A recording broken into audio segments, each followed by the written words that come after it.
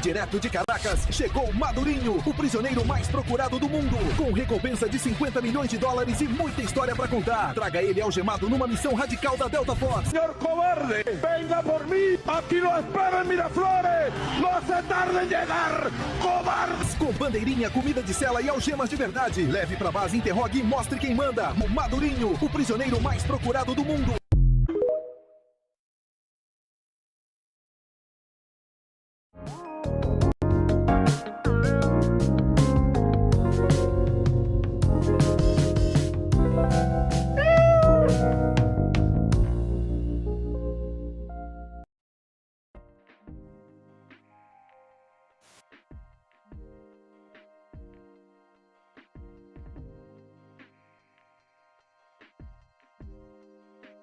Well, it's welcome. A lot going on. It's a new year, but we're already off the rails already a couple of days in. Unbelievable what's going on right now at the moment. I'm not gonna spend too much time on that, on this, but we have a video tomorrow around 3. So do catch it on there. We talk a little bit more in depth into the Maduro situation. But it's safe to say he had his first hearing today right here in NYC. How it went, it basically pleaded not guilty, obviously. Him and his wife. They went through this whole thing, of course he's spewing, I am the president of Venezuela, which that's the thing that gets me. This guy was not elected, and he's spewing around that he is, and there are people out saying, yeah, he is elected. I said, no, he wasn't. He lost. He just never advocated. And see, the thing, and the crazy part about it is the next hearing for him is going to be March 17th. And for those of you who have not realized, when I say March 17th, St. Patty's Day. Yes, that's right. He gets his next hearing on a day that already a good percentage of New Yorkers will be pissed drunk. And you say, well, no, that's being racist. Are you kidding me? I've been out there sometimes celebrating St. Patty's Day with a couple of friends of mine, and I've been around people pissed drunk. Those bars get jammed up all the time. But nevertheless, you got one end, you're going to have pissed off drunk people.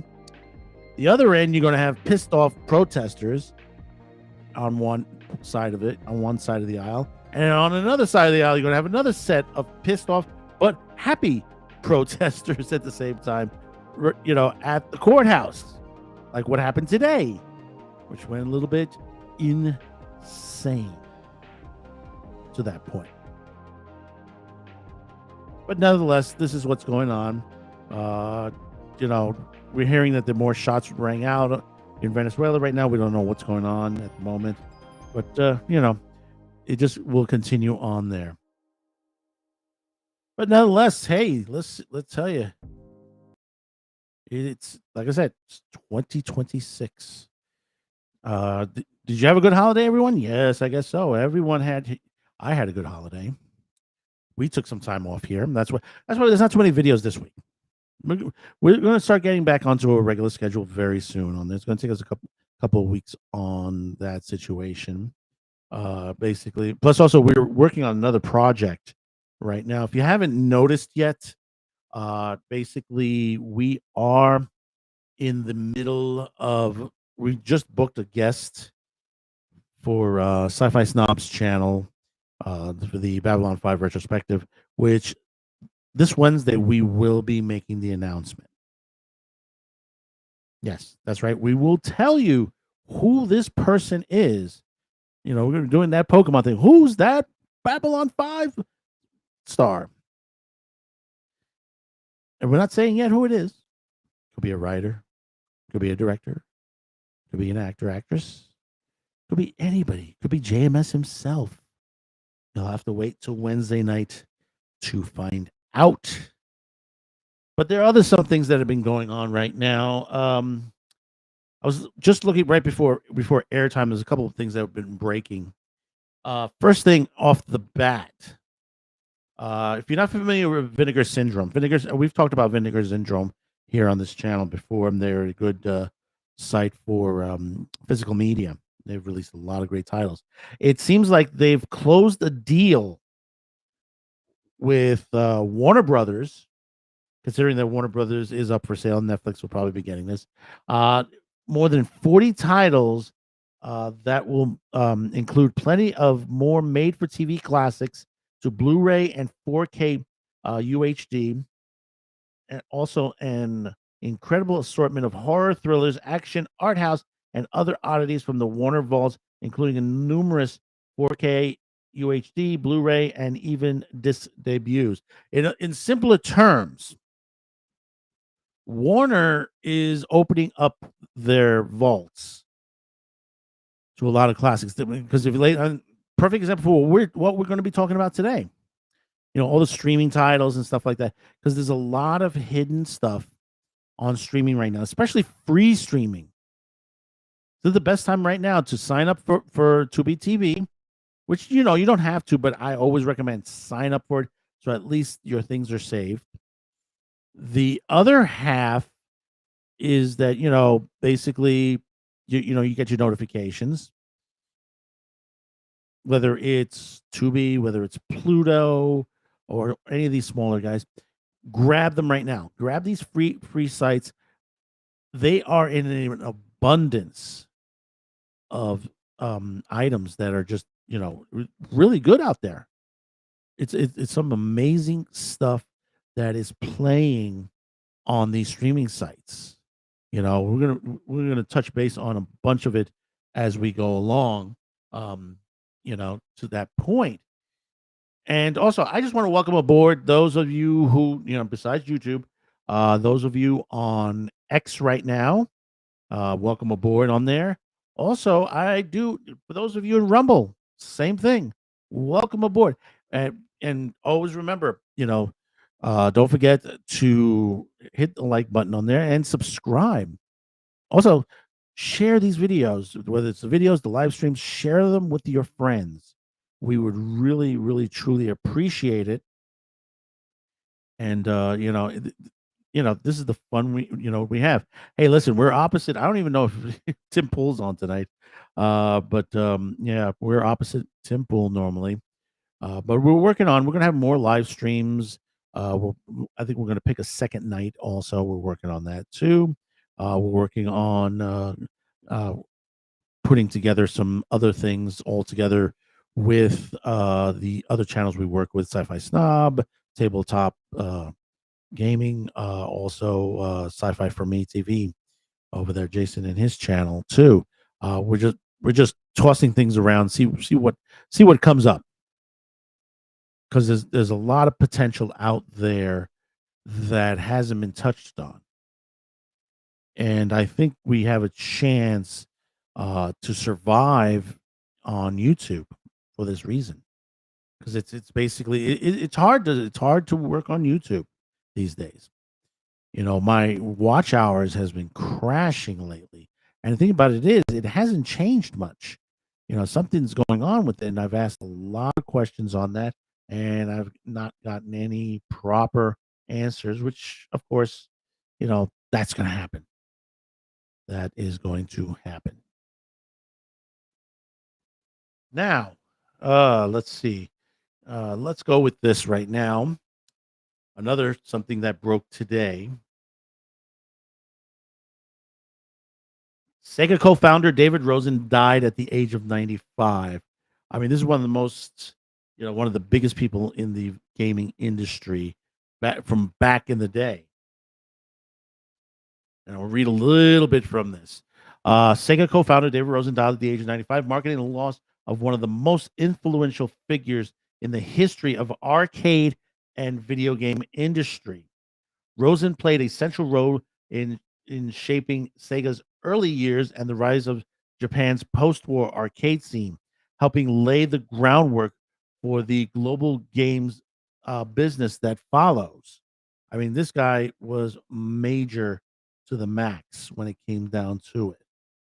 And Rosen passed away on December 25th. We're finding out about this now, but he died on Christmas. In Los Angeles at the age of 95. His death was confirmed in early January with the industry publications Replay Magazine reporting that he was surrounded by family at the time of passing. But David Rosen was, like I said, he was synonymous in this industry. Big major. You have to think of the back of the early days of Sega. I think in Japan, how much Sega was around. I mean, right now, recently, I think they lost the Sega building right now. They had to shut down because they went out of business. That arcade went out of business. But still, that was there for the longest. And, when you see pictures of Japan, the Akiba district, what do you see? You see basically Sega all over the place. That's a name that, on there. I've played many Sega games in my lifetime, both arcade and home gaming. I mean, this this is just it's basically, it's a shock. It's a shock. I mean, well, the guy's 95, rest in peace to the point, but when you hear this and you see the people that influence the gaming altogether, or any other industry that they're passing away now, or actors. I mean, we lost Bridget Bardot before a lot of actors and actresses died before the beginning of the year. Bridget Bardot happened to be one of them, and also a woman who was influential, created some great films, some sex appeal back then. But this David Rosen created video games, helped shape the industry.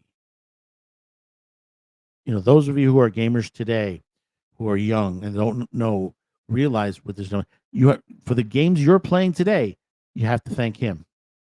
If it wasn't him and a couple of others, we wouldn't be playing with the games we do today.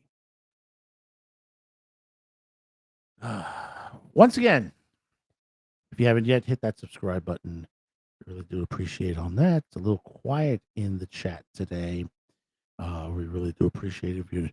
If you are watching, come on, click into the conversation. Just give me 1 second. I'm just going to take a sip of water here.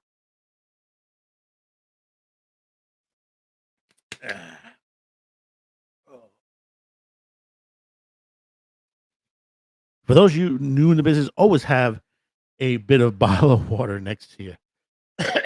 Oh, there we go. Yeah, we needed to clear out the palate a little bit on there. But let's move on a little bit and see what else has been going on. Let me pull up what we have here for tonight. Here we go. And this is starting off some of the tonight's discussion on there. This is from Cord Cutter News this today. Star Trek is becoming harder to watch this week as Netflix is removing all Star Trek seasons 2. Not season 2, all the season 2.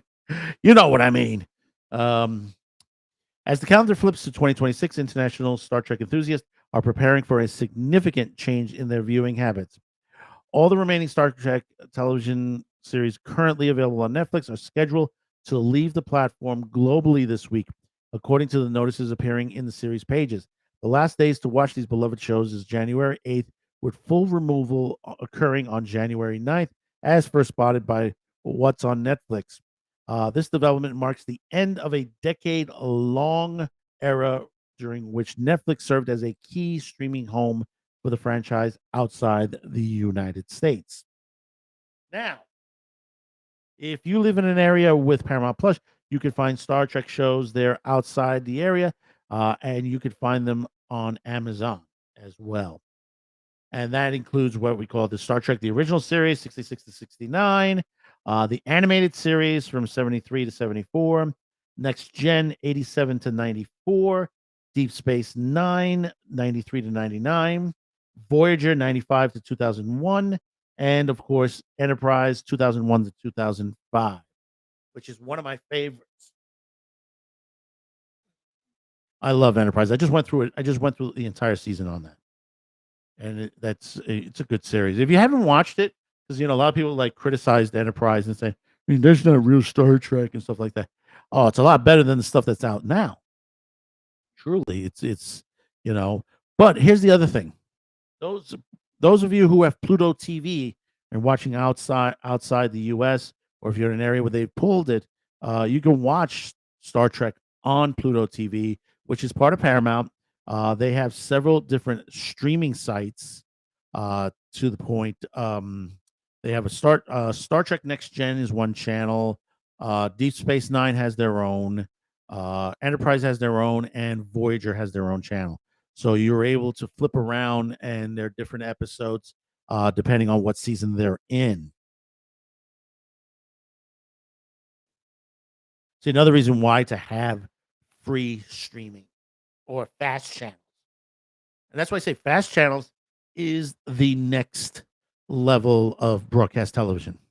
In fact, it's going to replace broadcast television eventually, down the line. And this is coming. I mean, figure, I think we got another 15, 20 years, maybe 20, 25 at the most, with the new systems that are now being put into play. The ATSC 3.0, which is now being put into action right now, which is a little bit more costly than the original. I mean, most of the newer, if you have a newer TV, or toward into the 2025, 26 and beyond, you won't have to worry too much. Those TVs will have chips built in them that will be able to handle the ATSC 3.0 because it's DRM locked. But you will, if you have an older one, which is okay, because some of the older ones have last. I have like 2 of them in my possession.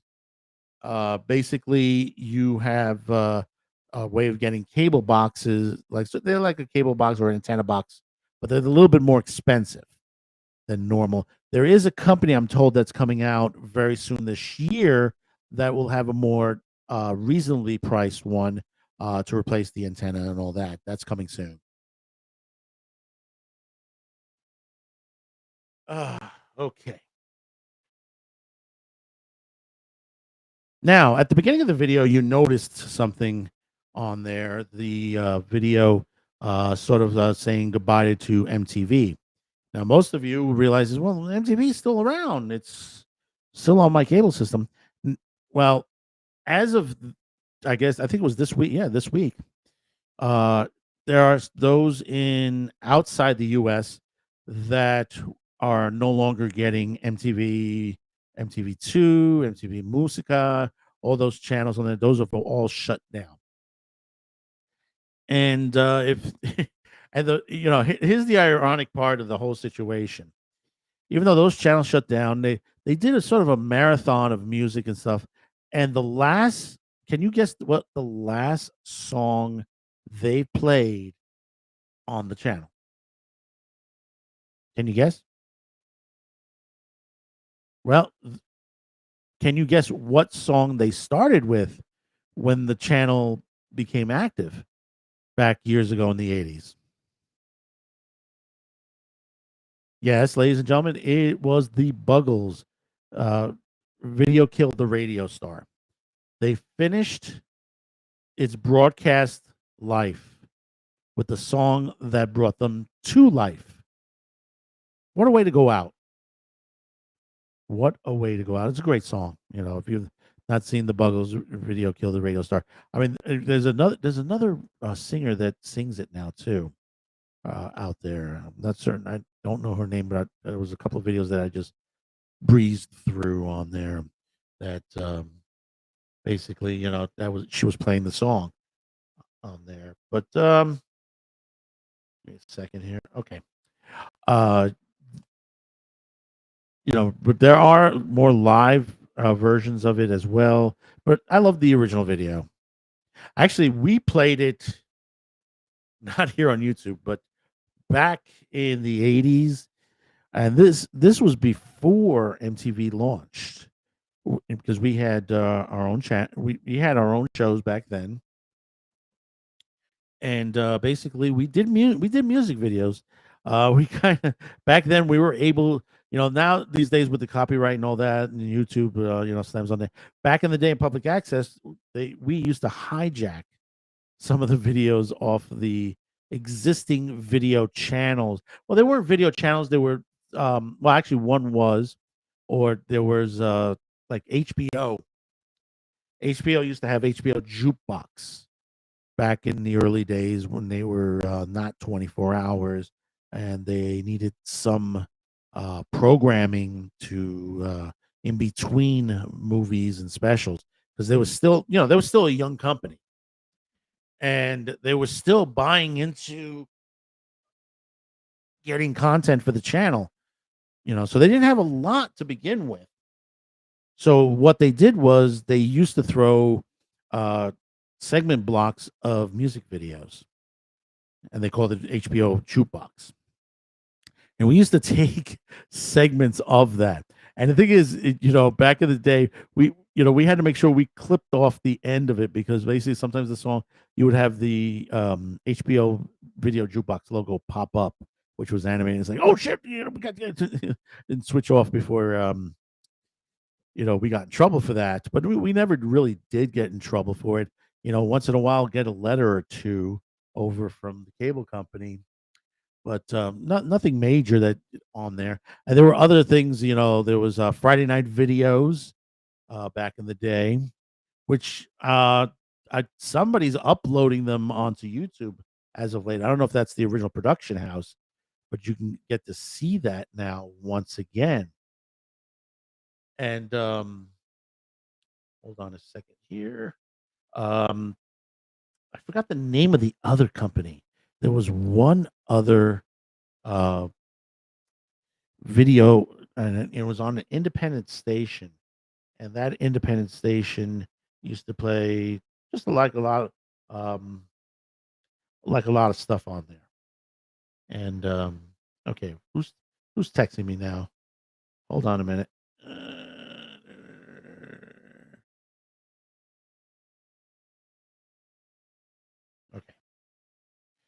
Okay, let's see. What else do I have here? Hold on.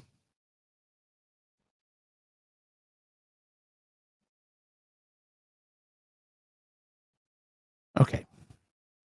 Sometimes you're prepared, and then you become unprepared when something just throws you off there. But it's okay. It's okay. Now, the other thing before we really get into it, and hopefully I'll have someone here to talk with. Now, those of you who have paid for Netflix and all the other streaming sites, Amazon and Paramount Plus and all that, and depending on where you live, and this was going to happen because basically, the state that you live in saying, hey, this streaming thing, why aren't we making any money off of this? We make money off the telephones and the cell phones and all that and the cable.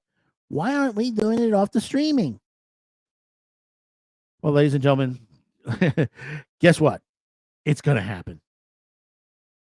Actually, it started January 1st for people who lived in Maine. Yes, it's getting more expensive in 2020 with new taxes. Just enough that you're paying tax, paying property tax, you're paying tax for your cable, you're paying tax for your car, you're paying, and they just want to throw these taxes at you, and they're like, "Come on, really? Aren't you taxing the company already?" Starting January 1st, 2026, Maine residents begin to notice an additional charge on their monthly bills for popular streaming platforms such as Netflix, Hulu, Disney Plus, Spotify, and similar services. The state's 5.5 sales tax now applies to these digital subscriptions, along with podcast, audiobooks, even ringtones, and other online audio and video content delivered electronically on a subscription basis. This expansion marks a significant update to Maine's tax code, bringing streaming services in line with traditional cable and satellite television, which have long been subjected to taxation. Previously, streaming subscriptions has escaped the general sales tax because they involve impermanent electronics transfers rather than permanent download or physical products. The change aligns Maine with more than 30 other states that have already taxed digital streaming to cap revenue from evolving consumer habits. The policy stems from a $320 million supplemental budget package approved by Maine legislature, signed into law by Governor Janet Mills in June of 2025. This supplemental measure addresses funding needed beyond the baseline to the 2-year budget, including investments in programs such as Maine Care, which is the Medicaid program, nursing home rate reforms, mental health resources, and support for higher education to help balance these priority and budget incorporation share revenue adjustments. Do you really think, honestly, chat, do you really think that basically Maine is all the taxes that you're going to is actually going to go to these programs? We've already seen what's going on in Portland, in Minnesota, in New York, California, Chicago. We've seen the issues on there. And I'm telling you, the companies need to all these companies need to break down and start to, sue. I mean, really, taxation. I mean, you're taxing and you're not, I mean, I understand, these programs need help, to that point, but you're not putting the money into these programs. You're putting it elsewhere. Almost like, Wolf of Wall Street, or if you watch the current episode of Landman, which they gave you an explanation where the money was going. The wife of the head of the oil company, who now he passed away, and left the company to his wife, and they finding out that all this money that they were supposed to be there, it isn't really there. It's elsewhere, or it's basically in something else that just basically has been shuffled around all over the place. Very confusing to the point. But yeah, these are the things that happen. Things that are happening in government. They continue to tax.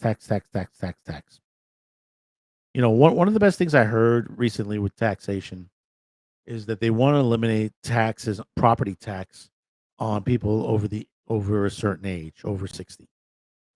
Which is bravo if they can get that across the finish line. Because basically, if they can get that over the finish line, elderly people won't have to worry about property taxes anymore. I spent a couple of grand, here in this site where we're at. We used to pay a lot more. We used to pay over $5,000 in our old place. It was really expensive. That's why technically we downsized,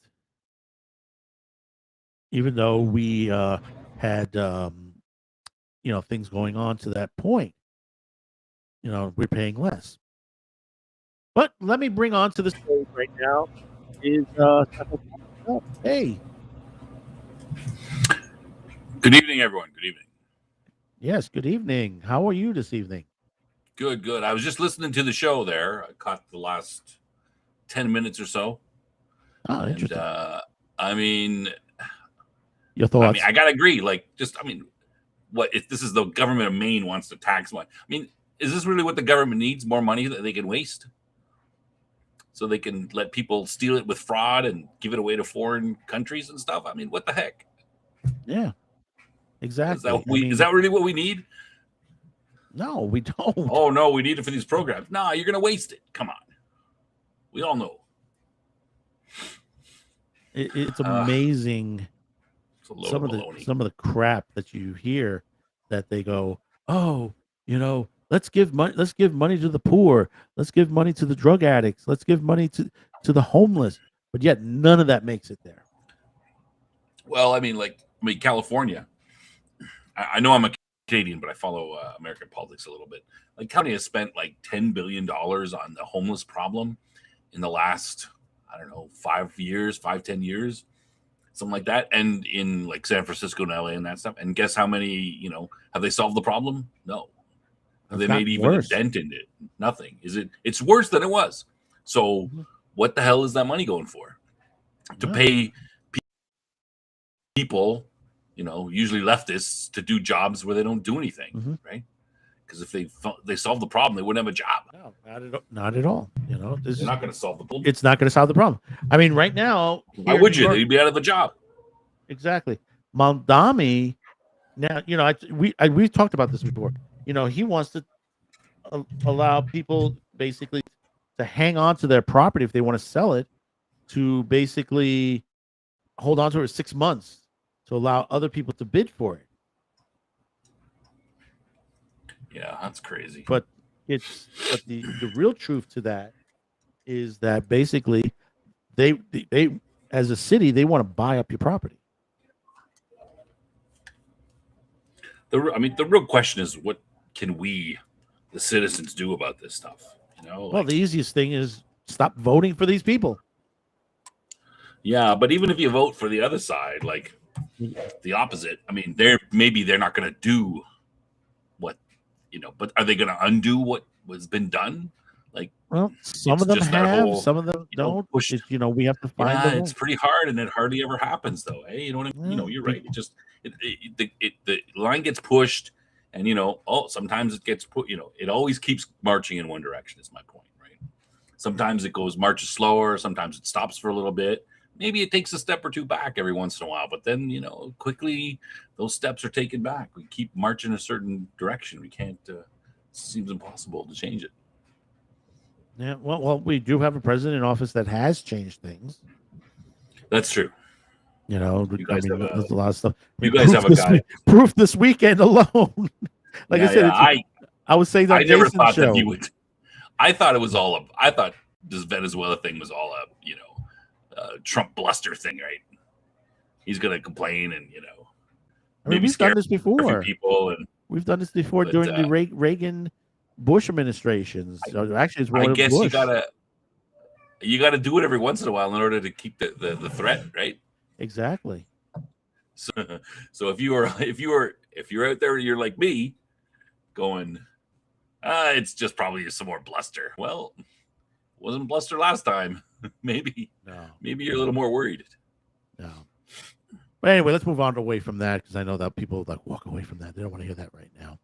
And they're here to especially in New York. Oh, hey, wait, one more thing on that the Trump thing. I had this did I lose it? I had this this guy who's posted on X today, and he says that he was talking with one of the Chat GPT, one of the AIs, and he was quizzing it on politics and that kind of stuff. And then it came out and it said, let's see if I can find it. It said he asked it about the American attack on Venezuela, and the thing came back and said, there was no attack on Venezuela. You're wrong. If there was an attack, these things would have happened. Like, there'd be all this outrage from the international community. The stock market would crash. This would have happened. This would have happened. And the guy's reading and going, wow, this is just like incredible. Okay, here it is. You're talking with politics with GPT-5. I'm not sure what that is. And he said, here's what the thing said. Okay, pause. I'm going to be very direct with you here, because this one is one of those moments where bad info spreads fast. That did not happen.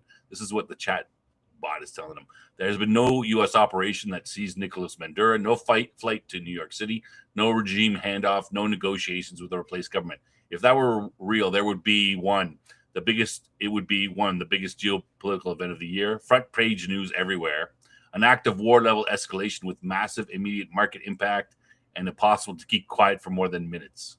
None of that has occurred. So that's what the AI chatbot thinks. Nothing to see here. Nothing to see. Move along.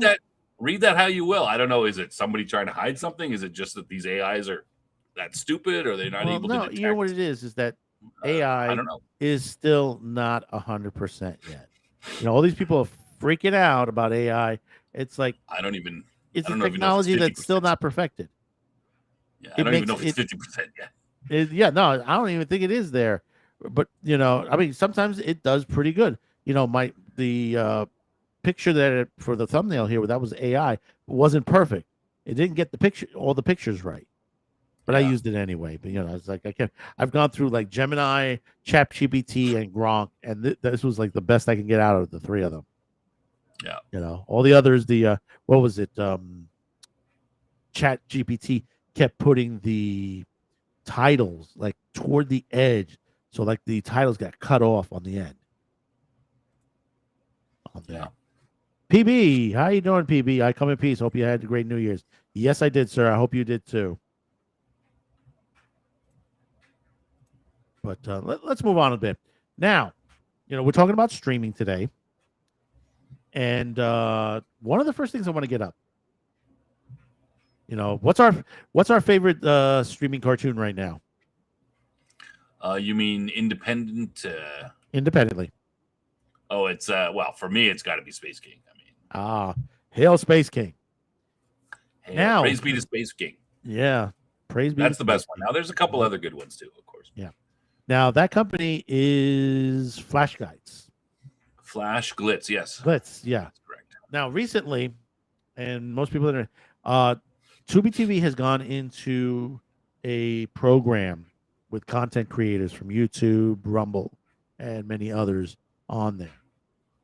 And guess who's got who's got a page on the Tubi TV channel? Who? Flash Glitz. Really interesting. Yes, you can see season 1. Now, there's no Space King on there as of yet because it wasn't in season 1 anyway. But you could see some of their early work on there's like a page on. If you look, what's it called? I got the page up here. Creatorverse. Now, when you go on Creatorverse, there's a lot of stuff on here. Basically not only Flash Glitz, it's you have Meat Canyon, Cyanide and Happiness is on there as well. Let's see, let me just go down the line here. Anybody I recognize? Pencilmation, Hot Ones is on there. The guys that do the celebrity hot wings and stuff like that, eating wings. Oh, right, yeah. Right. And then, of course, the return of Happy Tree Friends. I don't know if they're doing new episodes of that. And if you've never seen Happy Tree Friends, that is the most brutal cartoon of the early days of the internet you can get on there. It's just insane. If you ever seen that one, because like all the characters keep brutally killing themselves on that. Of course, red versus blue is in there. Who's ever going to get rid of that group on there? That's the original. I know. I was like, you guys are pioneers. You can find that practically on almost every free streaming service these days. Oh, really? Yeah. You go over Pluto TV. They've had a channel listed through them for a while. Plex, Roku, they've had on there. Then, of course, the Uncle Roger show. Emotional damage. That guy. Let me see. Oh, Purgatony. If you've never seen Purgatony, stop. Have you ever seen that one? No, I haven't seen that one. It's about a guy who's an office worker. I'm screaming. I'm scrolling through the same thing too. Yeah. I see red versus blue. I'm wondering if it's any different in Canada. Oh, there's Flash Glitz. Okay. Yeah. Maybe it's the same. Sometimes they. Yeah. Purgatony is basically an office worker in hell. In other words, he takes care of the spirits whether they go up or down on there. If they go, he works in hell. I'm sorry, he works in purgatory, which basically works for death, and he either sends the souls to heaven or to hell. Purgatony. Oh, hey, there it is. It's funny. There's a lot of stuff here. It is. It's a lot of content creators. Wow. Some are known, some are unknown on there. And this is something big. I don't know many. I don't know a lot of these. No. Same thing with me. There's a lot here that I've never seen before. I've never heard of before. but we know that they've been out there. I mean, some of these are from Instagram, some of them are from TikTok and some of the other sites out there, but it's I'd say something there's new. at least there's okay. Let me just 1, 2, 3, 4, 5, 6. 2, 3, 4, 5, 6, 7, 8, 9, 10, 11, 12, 13, 14, 15, 16, 17, 18, 19, 20, 21.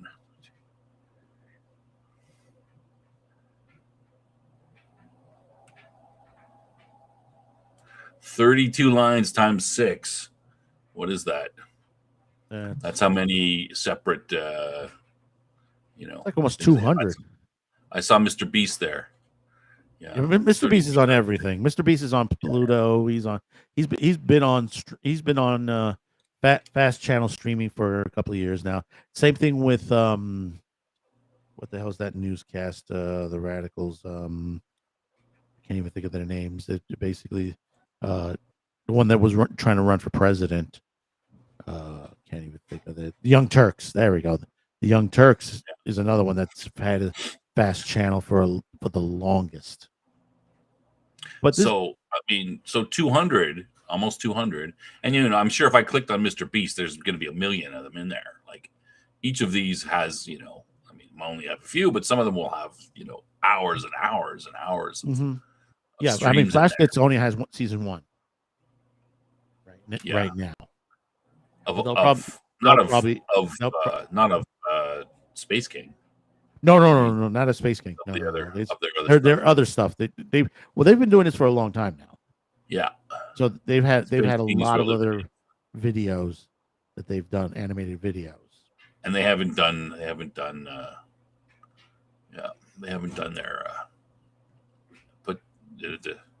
put Space King into any type of season setup or anything.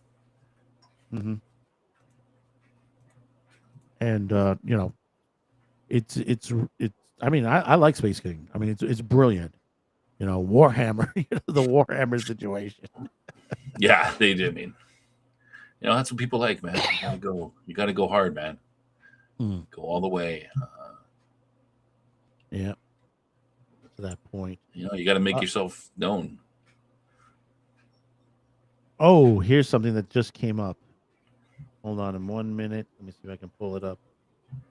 No, I can't. Sort of breaking. So here's another area you can go to on Tubi. Just go to Creativerse. You can find 200 of the biggest YouTube and stream Twitch, any of those things creators, and look at their stuff. Mm-hmm. It seems to be mostly it's creative stuff. It's not like I stream of a Let's Play or anything. It's all a show type, more of a classic type of show. But anyway, yeah, go ahead. Well, it looks like PB's giving you a critique for last night's show. Great show last night. Oh, I thought he said it was horrible. Oh, he's trying to make up. Maybe he's trying to make up for. Well, actually, I did say I said in the chat. I said they were roasting me in the chat. Yeah, exactly. I was like, was that nice? Was that really nice? I think you owe Snob an apology. Yeah, dude, I was useless and I didn't know I don't know anything I'm talking about and all kinds of stuff. Which I'm not saying is not. I'm not saying that what they said was untrue. I didn't say it was untrue, but it wasn't nice to say. I mean, no, you had a great subject matter on the. I mean, there's so much.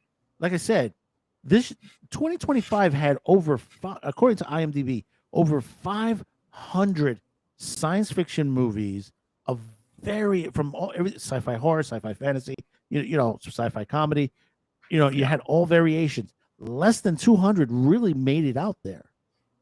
Yeah, and even like of that, I mean, I picked 10, not quite at random, but they were kind of the 10 biggest ones that I could see. I looked at a couple other different lists, and there was bigger lists, but there was even more stuff that wasn't on there. So I mean, and even I had seen 3 or 4 of those shows on there, and Cam had seen none. I mean, it's kind of a you can look at it in one way and say, we're lazy, we're not doing our job. But the other thing about it is that, it's not even enough that we were, had a desire to see any of these things. What does that say about the state? of science fiction movies. That was kind of my whole point that I was trying to get across on the show last night, is that if there's that many, it's these are the top ones, and everyone's looking at it and going, no, I didn't even bother seeing that, and I like science fiction. Well, then there's something maybe fundamentally wrong with the way that Hollywood big media is coming out, because we can't find anything. There's nothing that comes up to us, and we don't like, hey, you got to see this. There's no Star Wars, there's no any type of science fiction that is that good. Well, actually, it's most of it's coming out of Asia in Japanese anime, because there were two on that list. I don't know if you saw it or not. There was one called Dan Da Dan Dan, which is a great series.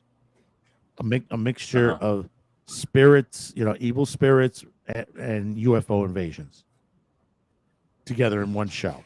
Yeah, is that the one you've mentioned? Yeah, I mentioned it before. Right? It's a great series, because you have body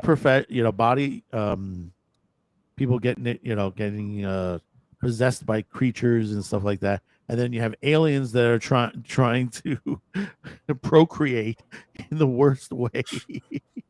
I mean, being chased around. Yeah, but I mean, yeah, and I think, that's kind of my point, right? Is we got to go and we got to find these things, because the things that I spoke about yesterday were all they were all mainstream things where you might have, depending on what movie you had, if you've gone to a movie, you might have seen a trailer for this, for those movies on there, for all of them on there, except maybe Killer of Killers, The Predator, and that's a great Killer of Killers, ladies and gentlemen. Before Hulu switches over to Disney, that was your best, because it's going to be Disney in the next I think couple of weeks or a couple of days or whatever. That was the best one on there. Between that and Badlands, Killer of Killers is really good. It's on Hulu. Catch it now before Disney yanks it over to Disney Plus. Yeah, and the only other one was The Gorge, which got was on Apple TV, and it got some play because of the cast was fairly well. That was a good concept, and I think it was one of the first. It's one of the first ones to come out last year, so I think that's kind of why it got. It was like too. What is it? It was they're guarding the gates of hell. They're guarding some gorge. Yeah, no, it's the gates. It's at the gate below that gorge is the gates of hell.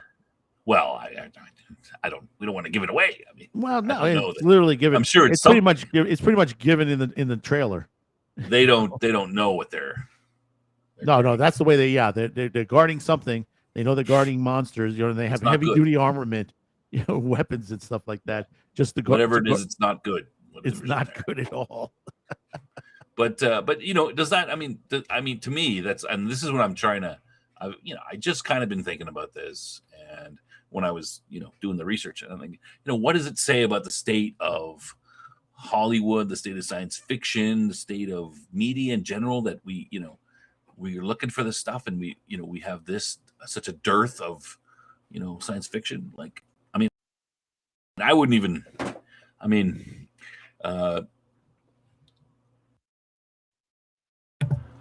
I would even. I don't really consider. Superhero movies technically science fiction. I don't really consider them science fiction so much. I kind of consider them their own little subgenre of movies, superhero. But we had to include even one of them, and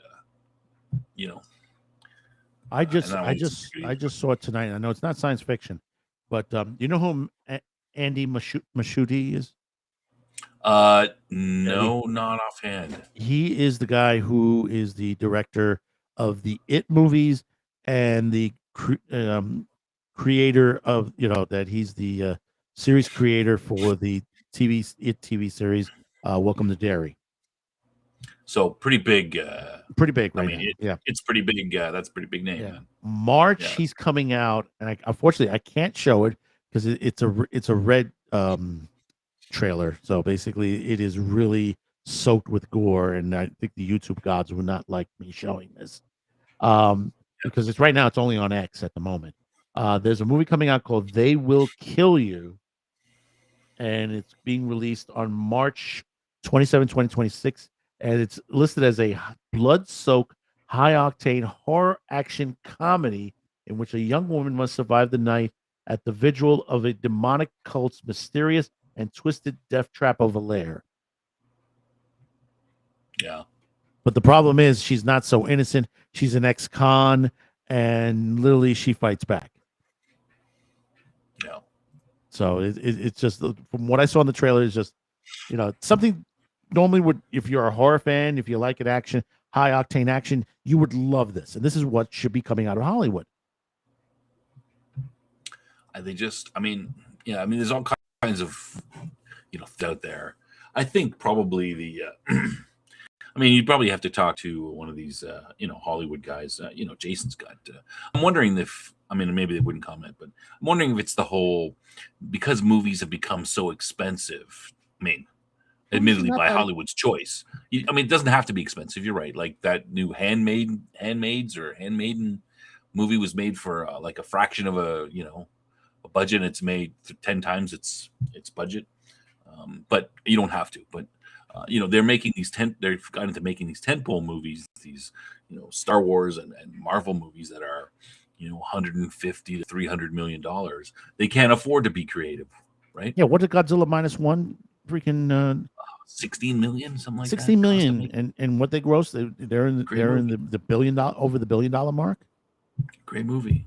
Great it's film. just so they just seem to have this. They have.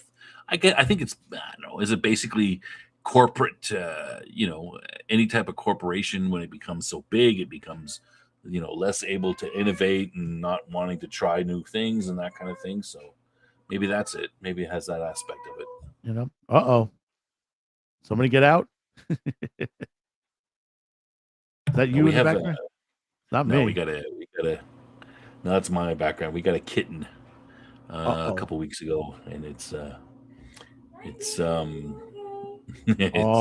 crying out. It's doing like what my cat does. My cat does that all the time. If he wants attention, he just cries out. He's like, I think it wants attention or something. They generally attention. But that's cute. But it's you look at what Asia's doing, Japan, sometimes Russia, sometimes China.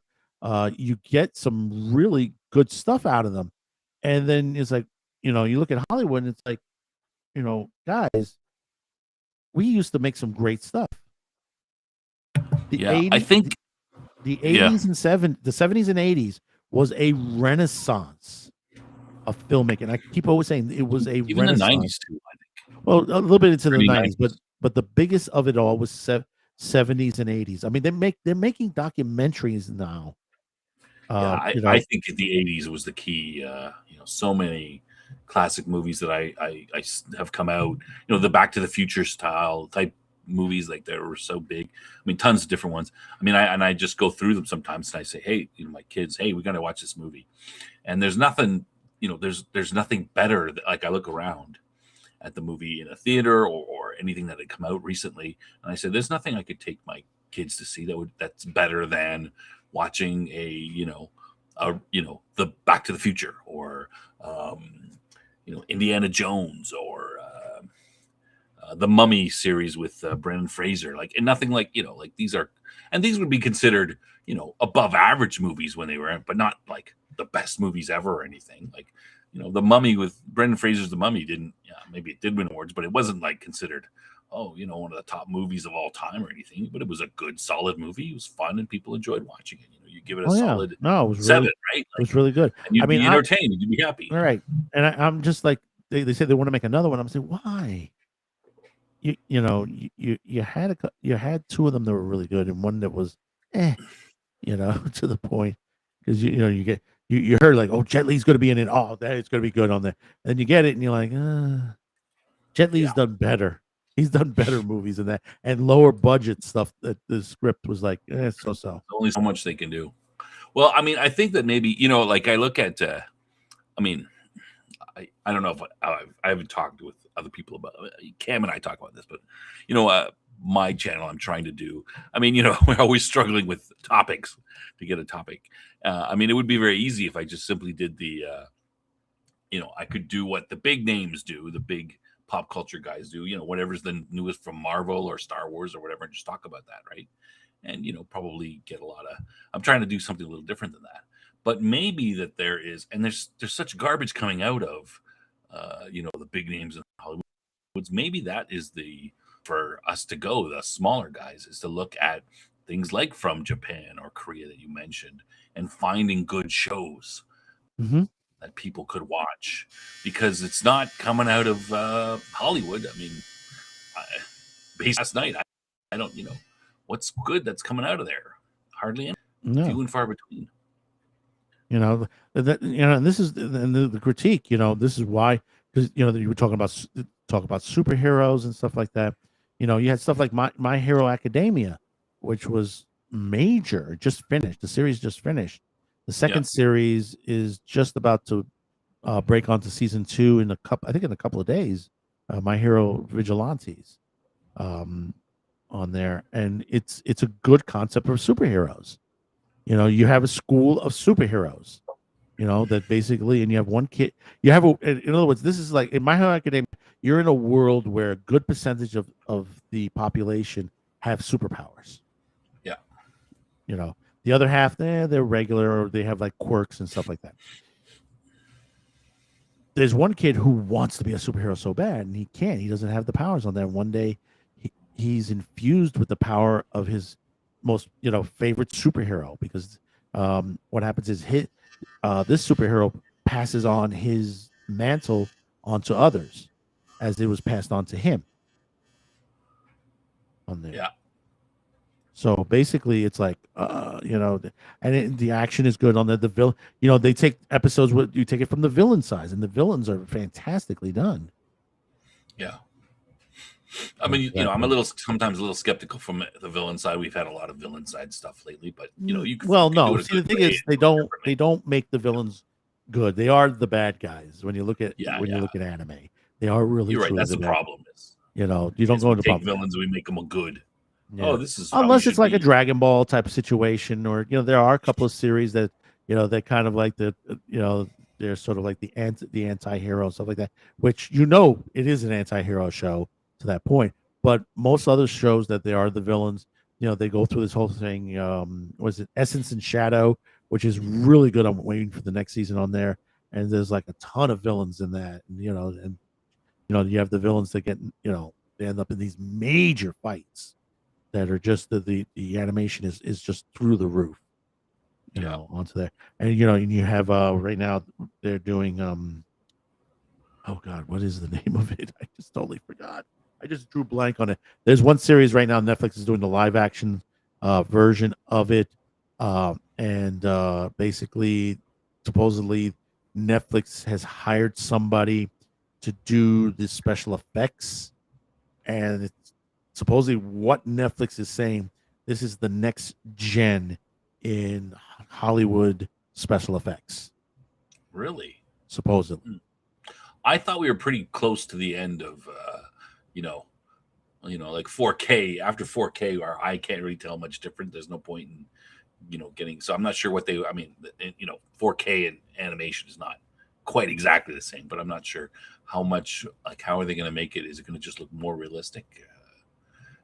Well, this is live action what I'm talking about, but it's trying to find the name. Yeah. So what are they going to? What's the special effects? I mean, you look at the special effects from any Marvel movie in the past 10 years. I can't.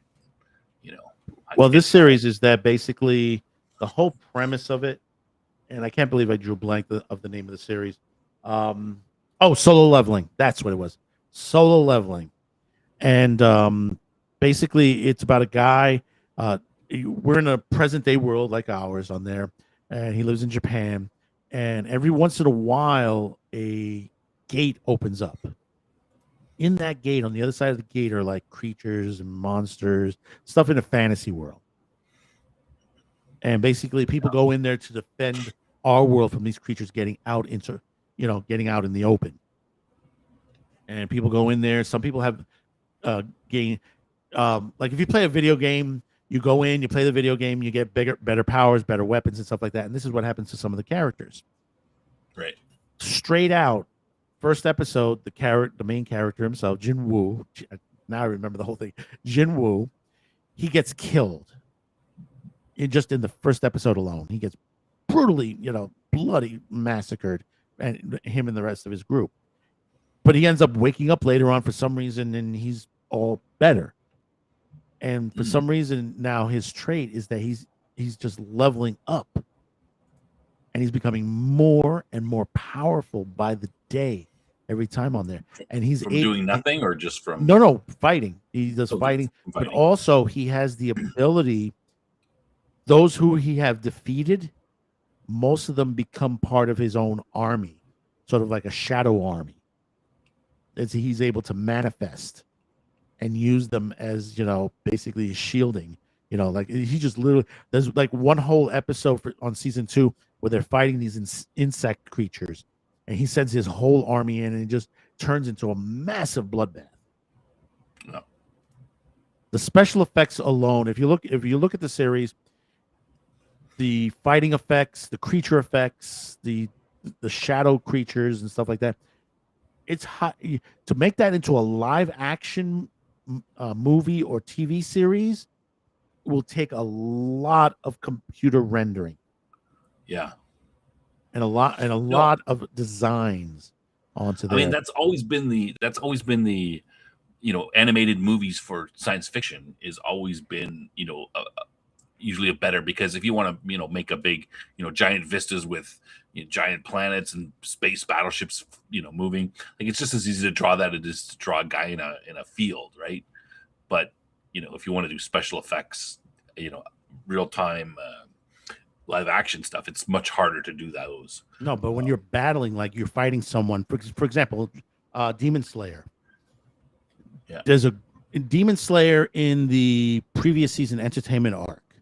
There is a fight scene where they destroy. It's called the entertainment arc is because basically this is a place where there's entertainment, prostitution, gambling, and all that. And basically, the whole place is being destroyed by just them fighting in the middle of the field, just in the middle of the place. And the fighting is so fast. The swords are just creating colors that are just manifesting around. That it's just you hear the sword hitting, and basically it's just like it's art. It's beautiful art. Yeah. And it's well. Maybe, I mean, my I'm trying to make is I think that maybe it's in animation and anime is where we're going to have to go for any type of science fiction, especially others as well, perhaps, that has any type of that takes any types of risks, or that's of any interesting chances on a film or series or something like that, right? Yeah, but unfortunately, different stuff. Because the way anime has been treated before, you have a lot of the creators going like, we're keeping it here. We don't want to deal with anything of Hollywood. That's why now you have, Toho has absorbed a company here in the US called J-Kids. J-Kids is the American production arm for Toho Studios. In other words, anything that's made by Godzilla from out of Japan will be distributed, English dub, subtitle, and everything will be done by J-Kids. Yeah, you're much more knowledgeable about the anime stuff, right, than I am. Well, no, this is just standard. It's standard that's going on. It's the regular movies. You think it'll be harder to? I mean, will the Japanese still export their anime to North America, or is it going to have to be like the 80s where you have to know somebody and get a bootleg videotape from Japan or something like that? No, there's going to be region break or something. There's going to be export, but there's going to be more of a control of the export. In other words, in simpler terms, they're going to take away the power Crunchyroll has over how they dub their. Oh, you're talking specifically about the dubbing and dubbing. Well, it's also dubbing, subtitling, how they distribute the product itself. Basically, if they want to give the rights to them, it's going to have to be under basically the rules of the Japanese studios, not where, oh yeah, we'll give it to you and here you go, do whatever the freak you want with it. Yeah, like I mean, I agree with that because I mean, I'm a bit of a free speech absolutist. If I'm going to see a piece of media or art, I want it to be the way that the artist intended. And if I don't like the way that they intended, then I don't just won't watch it or see it. So I'd much rather have, a real, not some company going, oh, you know what, this is problematic. I'm going to change these words. No, you should be following that. So I'm glad about that. But the only, I would be sad if it meant that it was a little more difficult for me to get, to access that media if I wanted to. You know what I mean? Now, if it takes longer because they're just going to make sure that the person who is, dubbing it or whatever is doing a good job, well, I mean that's just good policy, I think. But yeah, because you're seeing more and more that's being a lot of these companies are doing. I'm glad they're doing it. They're looking over the deals that they're making with Sony, which is Crunchyroll, High Dive, which is over with AMC Network, and also all the other companies that they're doing in between. And you see, and the thing is, this is not something that's new when it comes to censorship in anime. Yeah. Censorship in anime has gone back all the way back to its inception days, even back in the 90s. We call it the 4Kids days. 4Kids TV, which if you know what 4Kids TV was basically a lot of the TV shows on Saturday morning was on one channel. I think, was it Fox that had 4Kids TV? I'm trying to remember on that. But basically, you saw stuff like Pokemon and Yu-Gi-Oh! And One Piece. They were shown, but like, for example, in Yu-Gi-Oh!, you had these guys that would storm in, they would break in to kidnap somebody, and they would have guns on them. The 4Kids version erases the guns. All you see of them is pointed and saying, "Hey, you, come here, come to," like that kind of situation. And it's like you look at it and you're like, "What the hell?" And kids are watching, going, "Why would don't just look? He's just pointing it. You don't go." Yeah, exactly. What, are you stupid? Yeah, exactly. Okay, I'll go with you. No, don't. And then there was go.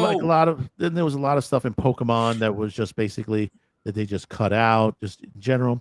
One Piece, I think, was one character smoked.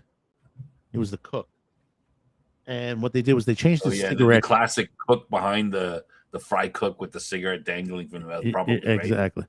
Exactly. Well, it wasn't that he was behind it. He was well dressed. He was well dressed in this, and basically they changed his cigarette to a lollipop, to the end of a lollipop. The little white piece of the lollipop. Yeah. So they made it look like he's just chewing on a lollipop all the time. He's Kojak. Yeah, exactly. And that was what was going on. Back then. I mean, Sci-Fi, like, for example, when Sci-Fi Channel ran some of it, yeah, they had to edit down some of it because they were Sci-Fi Channel. They couldn't show the real true gore of some of the stuff that they show Lily Cat, what is it? Project A-ko, some of the fights in Project A-ko series, Vampire Hunter D, some of the gore in that. I mean, there's a lot of, some of the stuff.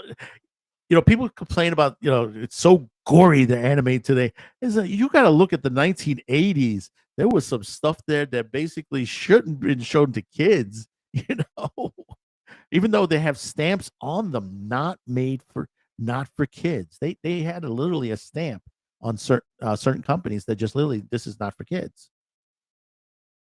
because of how ultra violent that some of these were. What was it? Part of the Mad Dog, part of 33. I was like, oh my god, that was, Yeah, I think part of the problem is that, in Japan, anime is for, some's for adults, some's not. But in North America, for the longest time, if it's animated, it means it's for kids, right? So we're still under that impression that, oh, it's animated, it's for kids. It's not. Well, no, it's you got to remember also, you had Ralph Bashki then, who created the technically the first X-rated cartoon, which was Fritz the Cat, which today by today's standards, it would be an R rating by today's standards. Back then, it was given an X rating, and they were proud. They were proud to have that X rating. because people would say, "Oh God, I got to be be the first." this thing." That's right. I'm the first. Well, Yeah. I'm hoping that. I mean, I think we're gonna just have to watch. Watch other. We can't give up on Hollywood for good. Good science fiction and good. Good stories, even in some sense. So you have to look other places to get some, innovative storytelling and good storytelling. We'll see. I mean, it'll be interesting. I think It'll be interesting. Yeah. Yeah. I'm quite. Yeah. Go ahead. It's, referring back to my show again yesterday, but I mean, was 2025 the worst year for science fiction movies, for science fiction, like visual media, like movies in general? I think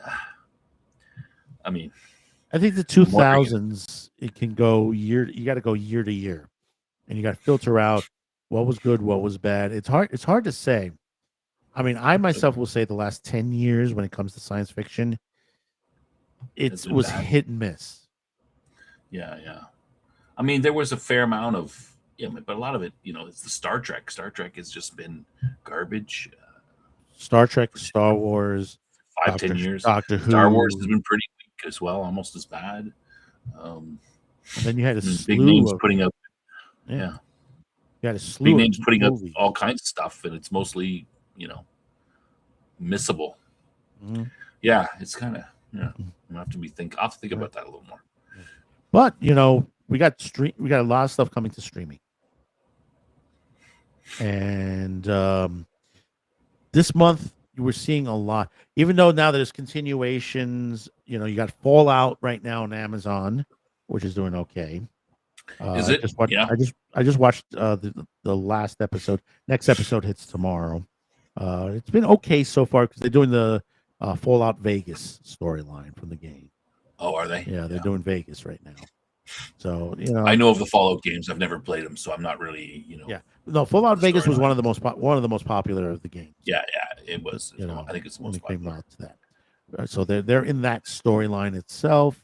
The acting's been good. Some of it's been a little crazy situation. Last night was a little insane on there to that point. But all in all, Fallout's been okay. And not the greatest show on there streaming, but yeah, it's been okay. The other one that's been excellent last night was just totally apeshit was Landman.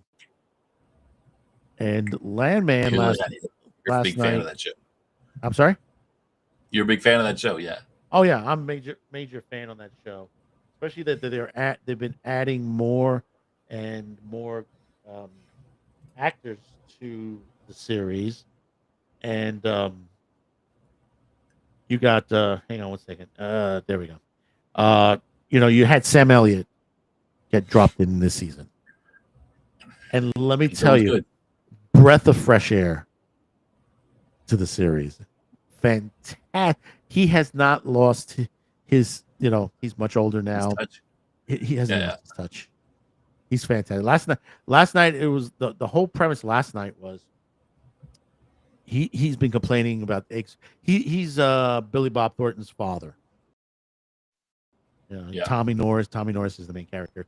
He's TL. His name is TL in the series. Sam Elliott. And he's complaining on all his pains and all that.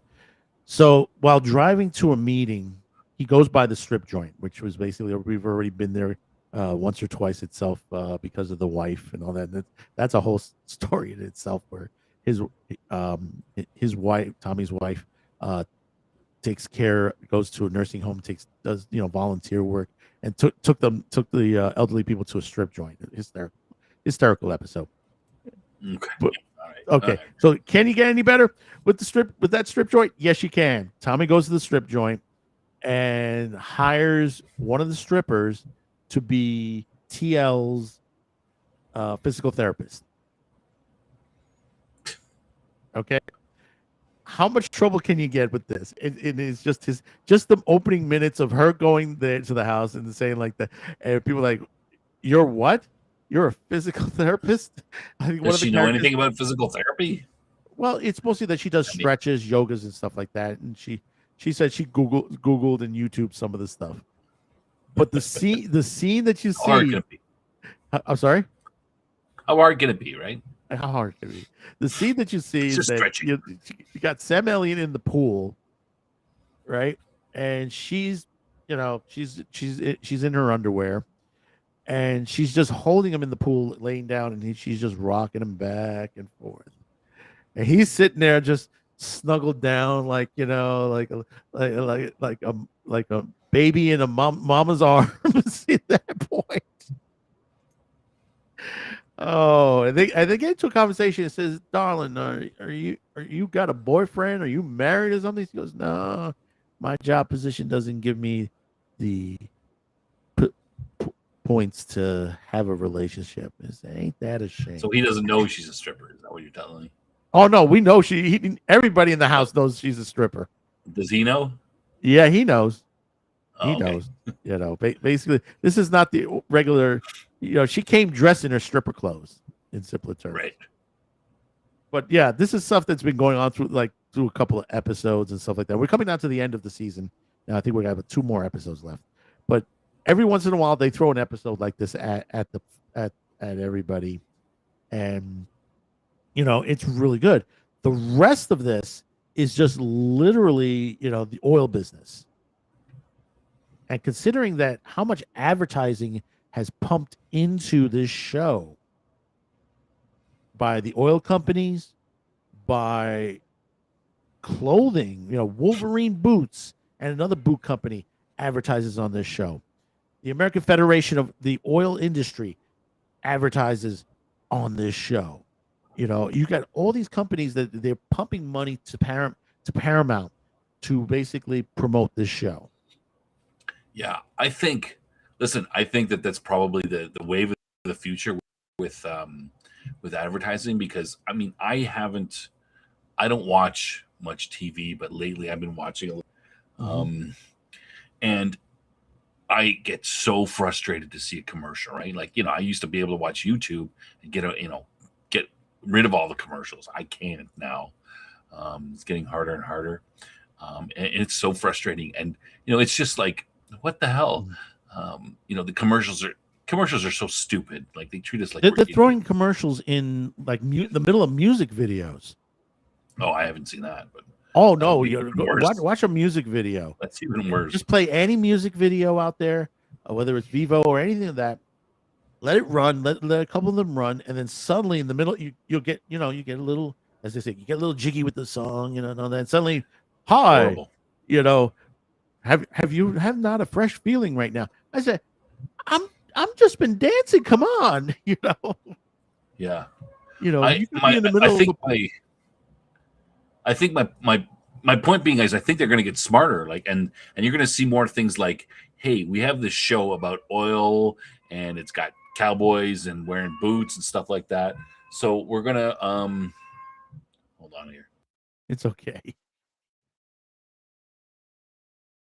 I think we're gonna see more people going, hey, you know, let's not just, you know, it's a show about, you know, oil men and stuff. Let's not throw in a feminine hygiene product commercial in there. Let's maybe target, you know, they're wearing these boots. Let's put these boots on. They're wearing cowboy hats. Let's do cowboy hats. Let's do. There was an episode 2 episodes ago. The fact that you mentioned that makes me think that, you know, so you're paying more attention to the ad because you're like, hey, there's a show about oil. They're doing all these oil ads, and it's like, you know, here's a show about, you know, I don't know, whatever the show is about cowboys in Buffalo, and it's like, you know, for a steakhouse or something. You're like, hey, you know, that's kind of funny, and it's a little bit, they're treating me a little bit more intelligently. Maybe I'll pay more attention, right? So that's kind of smart of them. Well, 2 episodes ago, the Rockhounds, or the oil workers that are in the series, the main guys that are in this, they go to a convention, like the oil convention. So they have like these conventions, you know, that's putting out equipment and stuff like that.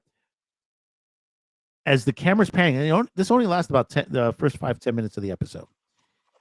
And basically everything in there was product placement, from Budweiser to Wolverine to basically every oil company you could think of, and the companies that basically are putting the new tools on. I mean, it ended with the guys going like, "You see that over there?" Before the camera pans over this, that's the thing that's going to replace us. And it literally showed a machine that was literally doing the job of an oil worker. Yeah. See, I mean, that's kind of, I mean, it's obviously interesting enough that you're mentioning it, right? Like name another show. I mean, I was watching a little bit of TV this today. I can't remember any of the commercials that I saw. I couldn't care less. I watched, an hour of TV earlier in the afternoon. I mean, and you are still remembering this stuff. So obviously it's the way it's placed. It's the way the product is placed.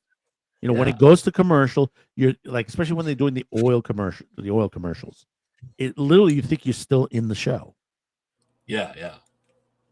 Well, I mean, I'm thinking, and it's kind of treating the audience a little more intelligently, and so you're more likely to. I think this is. I'd never heard of this type of thing before. I mean, we've had product placements since, for whatever. Well, but the mid '80s they started doing that, right? Back to the Future was, I think, one of the ones with a big Pepsi. Back to the Future might have been one of the first. I'm not sure. And of course, Wayne's World made fun of it in their movie. Product placement, and then we've kind of gotten away from it in movies. But maybe this is this is the new way in television for people to say. Yeah. Say, well, hey, I keep saying fast channels is the new thing that's going to replace cable TV. It's going to replace broadcast television.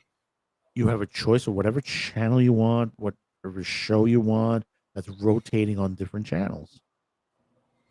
Yeah, and fast. And when you're talking about fast TV, Tubi is not fast TV, right? Yes, it is. It is. Oh, it is. They do have fast channels, but it's not. But Tubi itself is not. It's specifically fast channel. It's a streaming service. No, they have their no. They have a couple of channels in there that's like right. But I'm trying to differentiate. What's new? I'm trying to differentiate for the audience. What's the difference between a flash channel? Oh, okay. Yes, the difference between a streaming primarily a streaming service, right? A streaming service is you could choose whatever you want, sort of like an on-demand service on there. Just fast like channels Netflix. Is watching TV, and they actually they'll have a couple of channels, and they'll be showing a show on there, and you watch the show, and it starts at a certain time. You can't, you got to be there when it starts. You can't, right? Is that correct? No, actually, you can. Pluto TV, you can restart. You can go back and restart it in the on-demand system. So, in other words, it gives you, like, when you click in, you're like saying you're watching a James Bond flick, and you're already about 20 minutes in. You're like, you have like a little thing in the bottom that says, "Would you like to go back and restart?" And you're like, "Yeah, shit, I want to restart. I want to see this from the beginning." And you're able to do that. So it's not completely. No, is that just Pluto or just all of them? Right. No, it's just a lot of these fast channels are advancing. They're evolving, and they're getting, as far as financially, they're doing very well. Roku's doing very well. Tubi's the other one that's doing well, and Pluto, those guys are doing very well in it. That's why Amazon reabsorbed their fast channel into their system. They're making money on their commercials aspect of it. Yes, absolutely, absolutely. Interesting. But like I was saying, there's stuff that's out there that this month, people want to see. One of the things that I've seen that's like right now in 2 weeks, we're getting another Game of Thrones. The Knights one. Yeah, that's the hang on, that's what's it called completely? I want to get it right. Night of the Seven Kingdoms, which is the Duncan and Egg storybook that they basically had this part of. It's starring Peter Caffley, Finn Bennett, Dexter Soul Ansel, who's going to be playing Little Egg, Tenzin Crawford, Henry Ashton, who's playing Daeron Targaryen, Daniel Iggs is playing Lionel Baratheon. This is, I think this is more closer to, because I've never read Duncan and Egg. I think it's more closer to the current, the regular Game of Thrones. Yeah, well, House of the Dragon is, I think, 200 years before. 100. No, I thought it was 200. No, it's about 100. It's about 100 years. And this one's between that and the regular Game of Thrones. Right. So House of Dragons got 2 seasons left on it before they finish off. So so it'll be less dragons, smaller dragons. Yeah, they're probably this is probably the last era of the dragons onto there as they're dying off onto there. Yeah. There, but the trailers look good. I mean, they've with the exception of the last couple seasons of the regular Game of Thrones series, which were horrible. All the series have been good. I watched House of the Dragon and I found it fine. I had trouble with it. I was a little bit the switching of the actresses halfway through the first season was a little bit I had to go, wait, what? Who's that? What? Wait a second. Why did they switch? The girl got older. Yeah, they switched. Yeah. I mean, they go, 10 years, we're going to use a new actress. I didn't have it threw me off a little bit, but I didn't have any trouble with it. They both seem to be pretty good actors. What's his name? Matt Smith has been excellent. Oh yeah, he's great. He's great in this series. Yeah, he's great in the show. A lot of people criticize, that he was Doctor Who and all that, and he was a breath of fresh air on Doctor Who. I thought so too. I thought so too. People sometimes, they give him crap for that, and I'm like, no, I enjoyed him as Doctor Who. I thought he was, perfectly good. I think he's generally a pretty good actor. He played,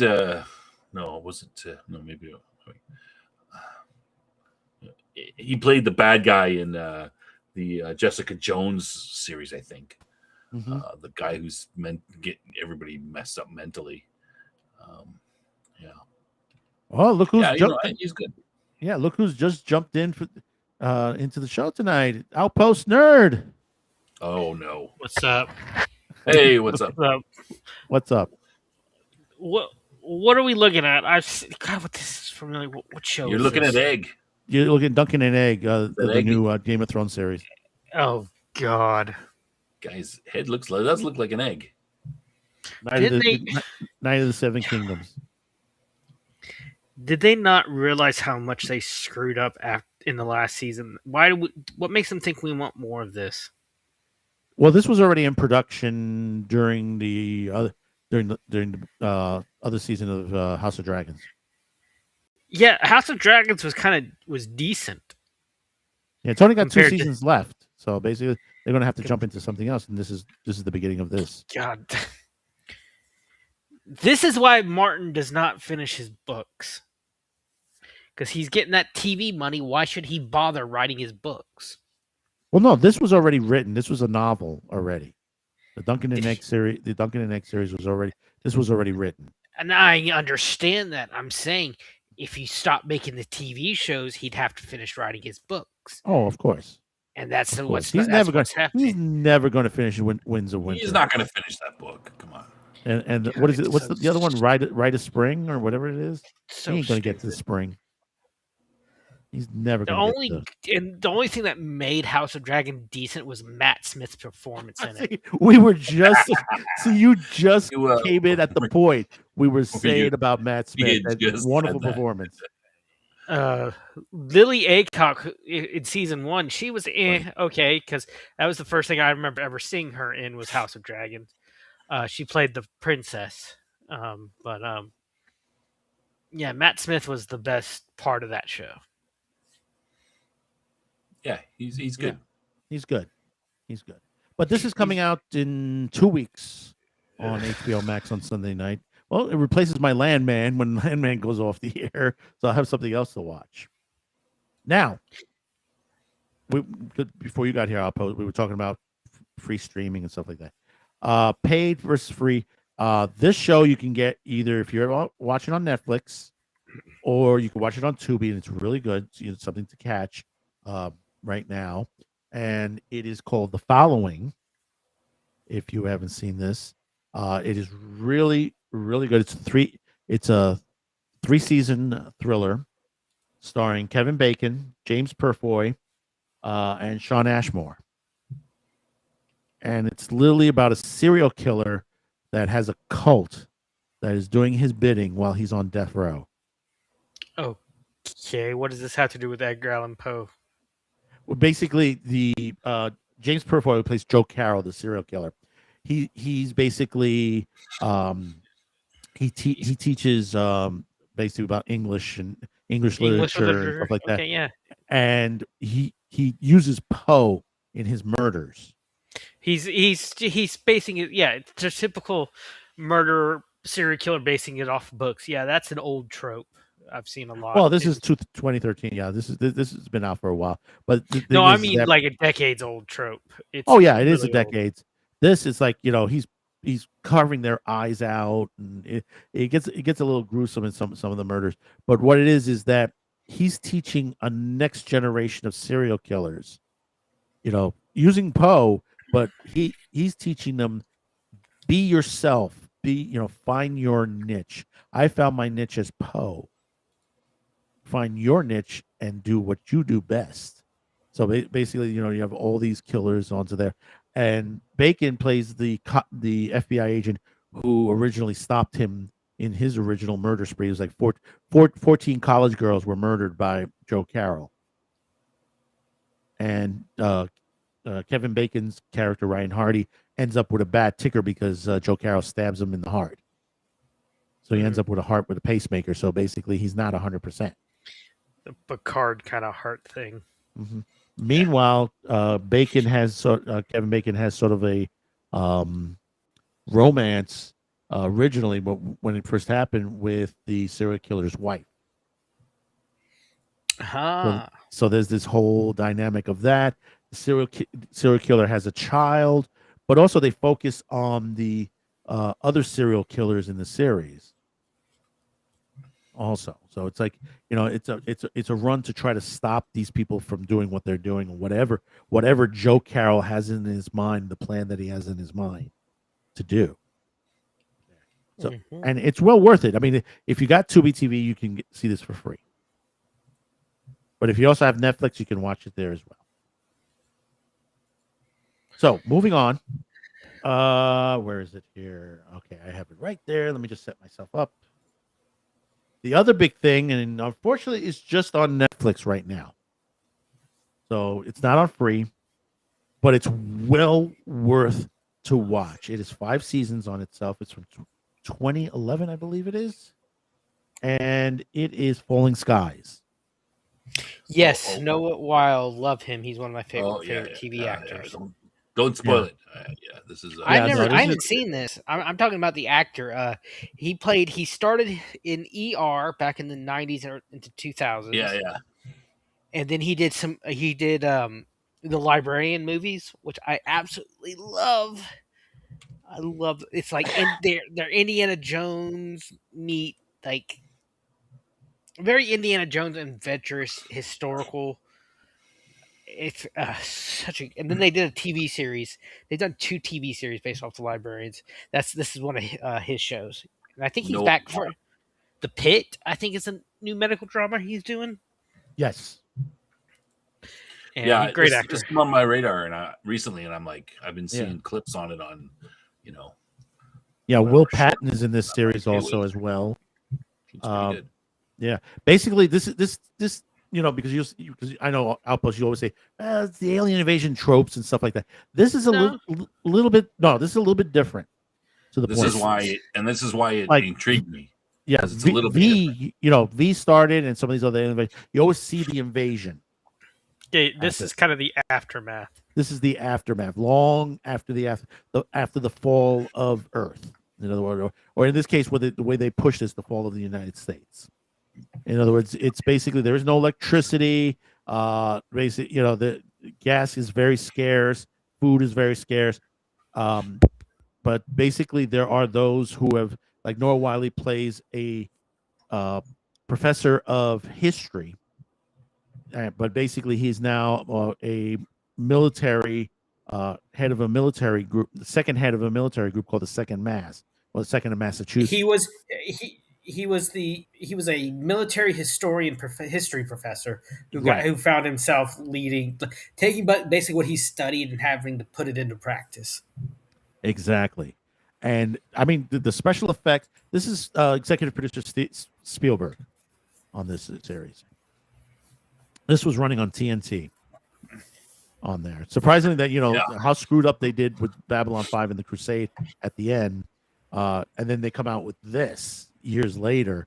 I mean, this was a shocker. I mean, most people they say, what's falling? You tell me you never see Falling Skies. I said no, I've never seen it. I said, you got to see this. A lot of Yeah. Steven Spielberg's TV shows have like been fucked over. Mhm. And this is the same thing here. Like I'm seeing this and I'm going, wow, this is a great concept. This is completely is of interest to me. But why have I only heard about it like 6 months ago or whatever? Like how did this get under my radar? I think if it was on maybe ABC, NBC, or CBS, you would have heard about it while it was on. Maybe. I think it's just because it was TNT. It's not that TNT's basically. That's why I'm running slow. This is. But I mean, like I said, the effects are fantastic. The actors, I mean, especially the kids. I don't even care about effects anymore.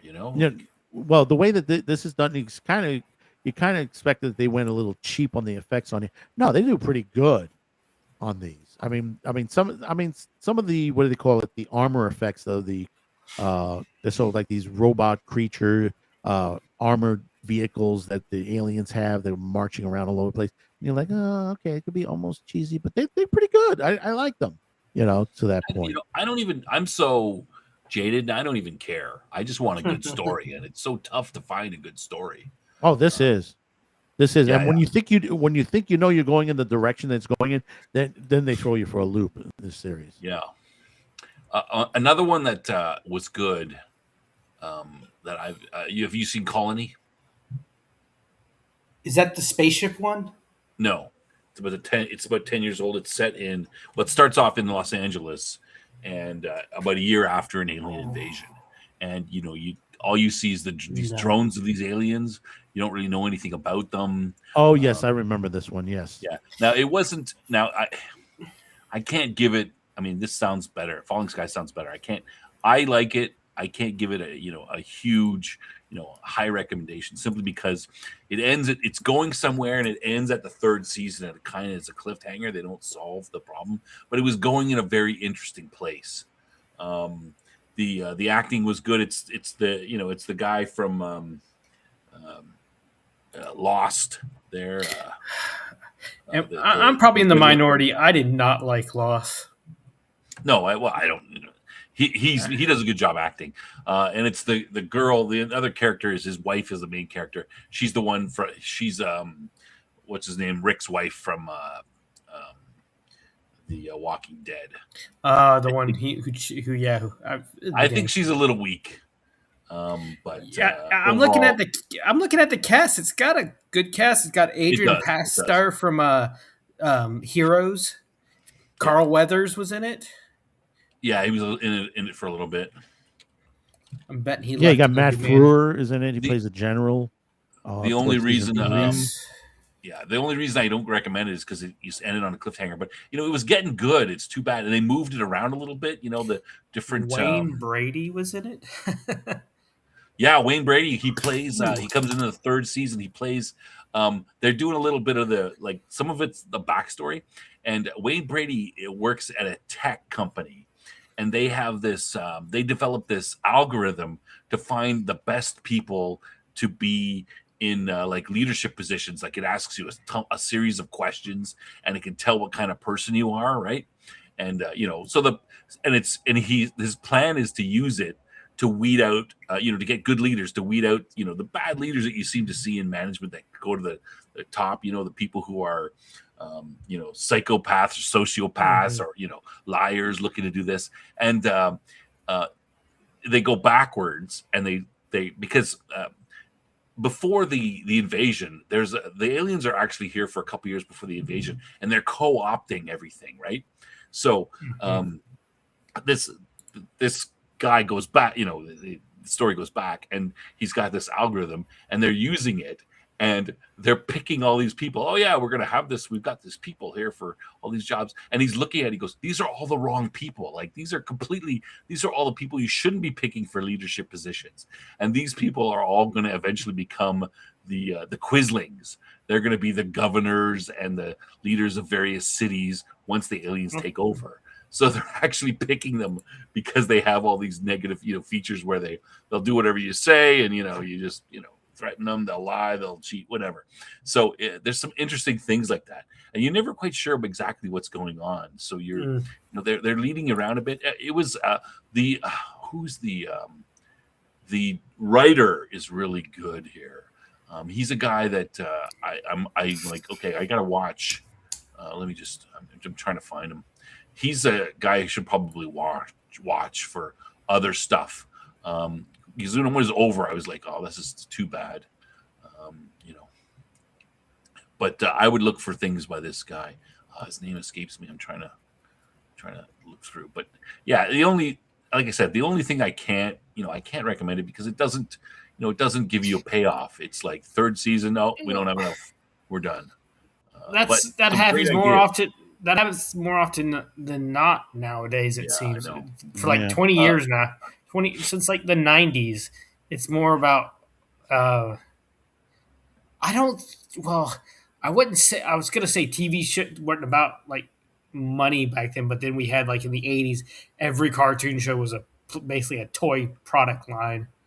But Ryan J. Condal and Carlton Cuse, I would watch for other things because this was fairly innovative when I felt when it came out, and I was I just so wish they finished it off. Okay, it's just too bad. Another season or two, and come to bring the story to a conclusion. Lots of interesting things going on, and you're constantly going, hey.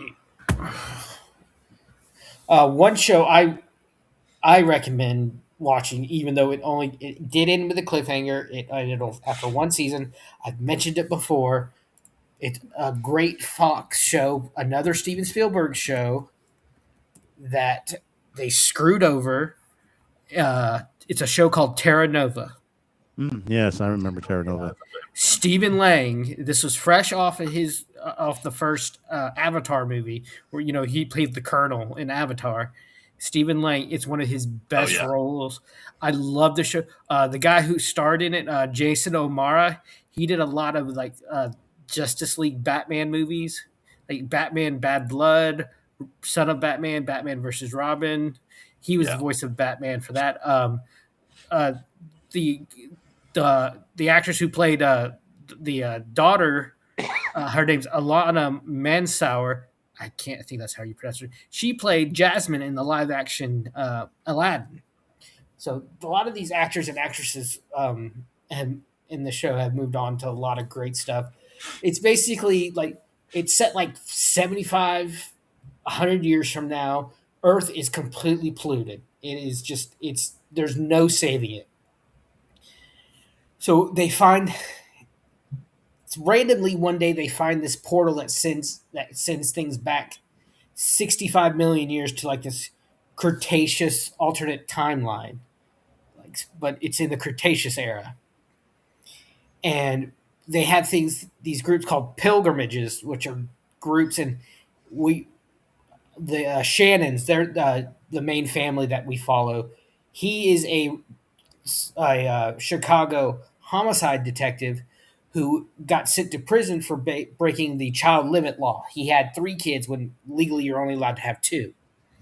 So he breaks out, and his wife is this real successful doctor who gets recruited to go through the portal with the family. So he breaks out and escapes prison and sneaks through with the pilgrimage to the other timeline, where they have created this colony, and he through a series of events he becomes the sheriff under the colony, working under the Colonel, Stephen Lang's character, and they try to find out some conspiracies. They try to figure out, like, they deal with a lot of environmental issues. Like there's one episode where they find these razor birds, like they can peck you to literally razor sharp beaks to death. They didn't realize it, but the colony was built on their mating ground, so they have to figure out how to get them to move their mating ground, or everyone gets attacked. It's I think 2011. into 2012.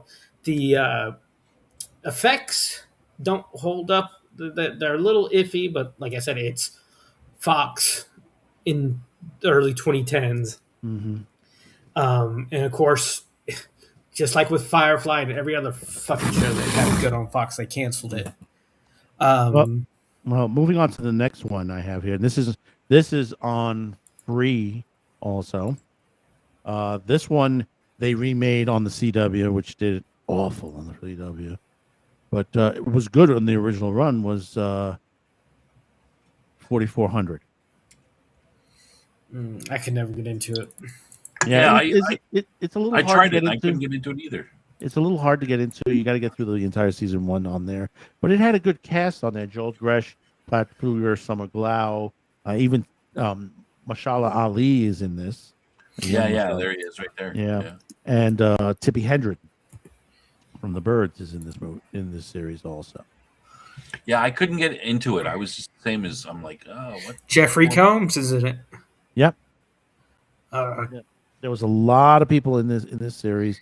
Kevon Smith. You know, CW made the mistake of trying to, the production trying to twist this and make it into a racial allegory, which technically, it was a bit racism toward the people because of these people were missing, and then suddenly these people had powers and stuff like that.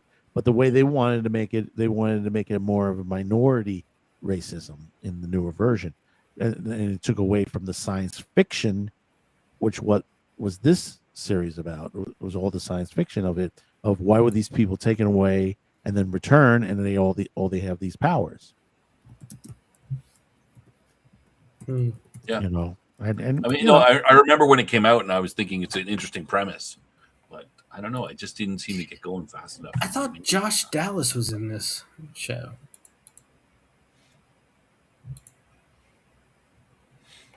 No, he was in Manifest, another. Yeah, that was another one. A different one. But you were saying about Fox before. Well, here's one Fox series that's back that now you can watch free on Tubi. Tubi gave a fast channel on there, and also on demand as well. You can watch it. And from what I've from what I read, looked up, all the missing episodes are back on this, which there were episodes that were pulled away because of their controversial subject matters, and that is the X-Files. I've watched about the first 2 seasons. Then I started watching other stuff. There were some X-Files that were pulled away. Some of their episodes were pulled because of their controversial elements. One episode specifically, Home, about the inbred family. Oh yeah. I remember that one. Yeah, I was a big watcher of the X-Files when it first came out, as much as possible. You know, recently my oldest daughter has got into it. She got season 2 and 3, I think, for Christmas, like on DVD. She wanted that. She wanted a physical copy of it. Seemed most seasons had at least one episode, 1 or 2 episodes. Oh, geez, I'm looking at unmade episodes of X-Files. I guess that means they were taken off. I don't. There were a couple episodes that were pulled. At least one episode per season has been pulled due to its controversial subject matter. That's just horrible. And just got thrown. I think one of my favorite on there, besides Home, is Jose Chung from Outer Space, which is such a great episode on there. I don't remember that one. You don't remember that one? That's the one. I remember being a little disturbed. I remember being disturbed at the Home episode. I'm like, wow, this is a little disturbing. Yeah, Jose Chung. I didn't think it should be pulled off the air. Jeez. Yeah. Let me look it up. What season that was? I got it right here. Season 3, episode 20. Yeah, there's a great cast in that, and it's just basically about the whole thing about an alien kidnapping that just literally, let's just say it goes in all directions. And every time someone tries to talk about it, because the writer who's trying to write the book on this, he's getting so many different stories from different angles to the point, and it just gets even more insane. Jesse Ventura and Alex Trebek are in this episode. Yes, that's the one part. They're the Men in Black. They're the Men in Black. It's like the part where you just like, Well, I remember that. it's like the Men in Black are coming. I can't do Alex it, Ventura. Trebek. You were speaking to Alex Trebek. It's like, oh my god, what the hell? Because literally, it's a lot of mind wiping in this episode and just mind manipulation, and but it's coming from the author that basically he's trying to write this book about this particular alien. I mean, the way it starts crazy insane. There's like one alien comes out, the kidnapping this couple and all that. Then a second alien ship shows up, and the one alien has a cigarette in his mouth, and he looks at the other guy and says, "Who the hell is that?" And he's talking in English, and it just goes batshit insane. The entire episode is one of the best episodes from X-Files. The other one that's really good is the Cops episode, where literally they got the producers from Cops to work with them to make a Cops episode, where basically, like you've seen Cops, where they said, "Yeah, I've always wanted to be a cop. I'm here driving up and down. Yeah. Oh, okay. We're getting a report of some sort of incident coming on," and they drive up and end up bumping into Mulder and Scully. That's interesting. I don't remember that one, but it is. It starts off like, the thing about it is that made people start to freak out was it was like they were expecting an episode of X-Files, right? So literally, the episode opens up with the opening of the Cops, and people are saying, "Wait a minute, did they move X-Files for this week for some reason?" And people didn't realize it, and they going through the opening and going through the first segment, and then the thing starts going batshit, and then the X-Files theme kicks in. When was what episode is that? I'm trying to remember which episode, what season that was. I have to look that up. Hold on 1 second. X-Cops is the 12th episode of season 7. Is that what it? It's called X-Cops. Oh, you're faster than me. I couldn't even type that. Hey, I call it my Google Kung Fu, and I am a master. Well, I bow to your excellence. But yeah, I mean, you have a lot of other episodes that are, of the supernatural, of the alien type situation, stuff that you can't explain. Then, of course, you have the four. Is it the what was it? The group that is it? What conspiracy group guys? The conspiracy guys. I can't think of it right now, but they came out. They had their series of, that came out of this, which I was upset that they canceled that. Yeah, they've tried to bring it back a couple of times, I think. Well, no, they burned the bridges on that series by killing them. No, they had the season like a couple of years ago. Lone Gunman. Lone Gunman. Thank you. That's what they're calling it. That was bugging me. Yeah, because the series ends with them dying. With Mulder and Scully dying? No, not Mulder and Scully. The Lone Gunman. Oh, I was talking about X-Files still. Yeah. No, Lone Gunman. They end up dying in the end on there. But all in all, get to watch this for free. I mean, that's great. You can watch the Fast Channel broadcast, which is like, they're just throwing them in order. Ooh, Michael McKean. Michael McKean's in it. I mean, you've had so many people that have been in this series. Or you could just pick an episode on Pluto's on-demand service and watch it. I mean, it's well worth. I mean, this is some of the stuff that you're getting from Tubi TV, from Pluto TV, and a lot of the other fast streamers, and stuff like Netflix as well, that they're buying into these shows. I mean, right now, Tubi has a ton of hidden shows and movies. I mean, they just added Treasure of the Sierra Madres, which is a great film on there. Ice Station Zebra's back on again. I was just watching that last night. Outlander, The Stupids. I'm my own grandpa. Jupiter Ascending is a kind of underrated movie. Yeah, you Yes, really it think is. so? I enjoyed it. It's not the best, but it's certainly not the worst. It's a little weak. I think it had an interesting concept, Yeah, but they just did not. the idea that genetics is a limited. There's only a limited amount of combinations the genetics can produce. So somewhere out there, there's a genetic duplicate of you, and hers just happens to be the queen of the known universe, who's died. Recently. Yeah, Lost in Space. I enjoyed that movie when I was a kid. Yeah, they got American Gods now on here. I noticed that. Galaxy Pretty Quest, Stargate. Yeah. Ooh, Yeah, they a lot had of that.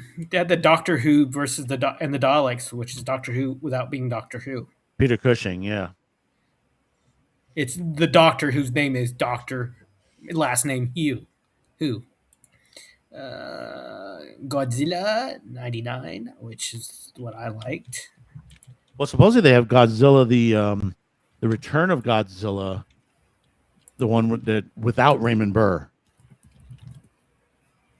which was like Godzilla 1985. Oh, they have a shit ton of. They have about 4 or 5 of Godzilla. They have a shit ton of Godzillas. Oh crap! Got Mothra too.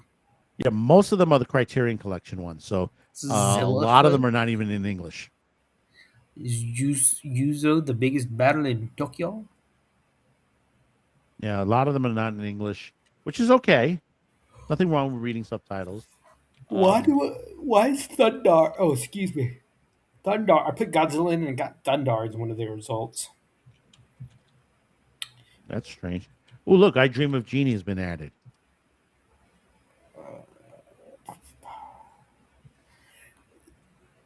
Oh, here's an underrated film that basically you don't get to see that much anymore on there. The Final Countdown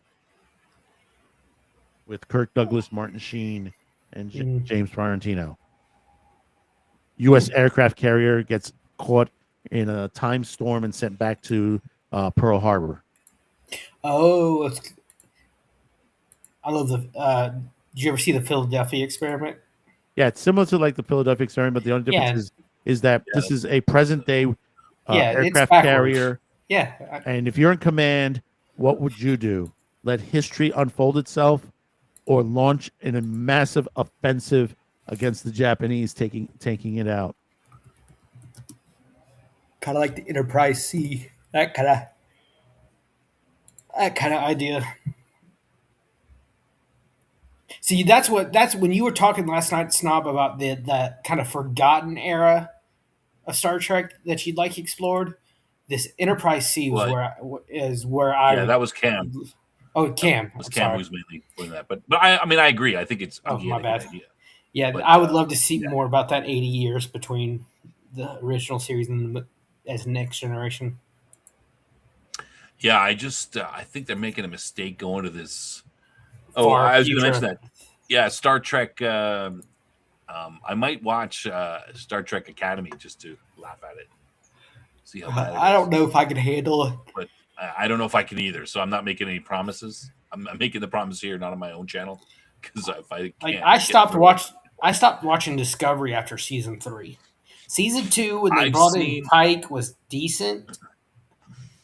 But I watched all 5 seasons of that, and I had to just pull I've been sitting there going, gird myself to watch this show, and it was just horrible. See, I spent the first season talking about how Michael, whatever her name was, Burnham was a Vulcan because she had grown up as a Vulcan, and then season 2 or 3, she's crying every episode. I'm like, what the hell is going on? She's a war criminal. She's a fucking war criminal who, for some stupid reason, was not sent to prison for starting the bloodiest war in Federation history against the Klingons, who got away with mutinying against her captain and getting her captain killed. But let's give her command of the most powerful ship in Star Trek history. Yeah, which can go anywhere instantly. which was Yeah, a it was just- stolen it was just a- idea. It was a stolen It's just idea a- from a video game called Tardigrades. Yeah, it was just a badly written show that didn't understand what Star Trek is. Just there's so much wrong with it. Star Trek is not just about the journey that they go through space. It's what they discover about the human condition along the way, and that's what I think modern Star That's what Trek it's has really about. failed at. Yeah, that's what it's really about. It's not really about journeying through space. I mean, That's the whole thing with Q. The whole story with Q was how would humanity, given these scenarios, how would humanity respond? yeah, exactly. I mean, it's Kirk. It's like, oh, look, Kirk, another World War II Nazi planet. Oh, another cowboy planet. Oh, Yeah. another AI is taking over the planet. Like, it's not about that, right? Like, But then in Next Generation, you about had humanity. these social ideas that were looked at in a really interesting way that really didn't offend people, but they got you think. There's like one episode where they have this alien race which is asexual. They don't have the concept of Yeah. male or female, and Riker That's my ends up. favorite. It's one of my favorite ones I always talk about. That's It the Next made- Generation. It's Next Generation. Yeah. Yep. And Yeah, it made you think about that concept. This is what I think Orville is one of the best Star Trek shows that's not Star Trek, because they make you think of these in a humorous, these kind of things in humorous yet thought-provoking ways. Like they have a whole race of men that are the most, that some of them are very loyal, very strong, but then you have these other ones that they don't give a fuck what other people think. It makes you think they see the Mocklins are called, and they see the female form as a disease, that if they have a female child, they will surgically alter them to make them male. It's that kind of idea, like gender reassignment surgery, but it made you think, in not in such a way where it's thrown in your face. Now, Seth MacFarlane, he has a habit. I never thought he could write that well, but then in the Orville, we saw like the concept of out of control AI to the point that they had the Kalon wanted to destroy everything organic in the galaxy. Yep. And then you had that another race who was just so theocratic, so religious zealots, that they saw themselves as the pinnacle of life.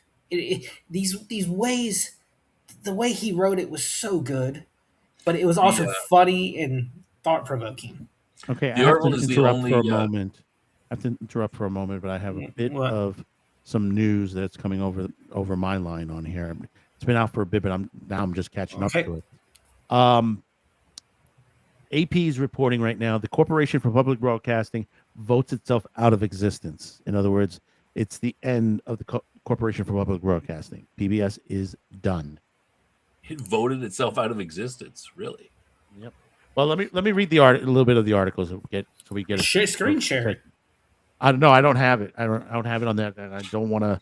Last week I tried something like this and it messed up my whole entire system. And I had to restart the entire live feed.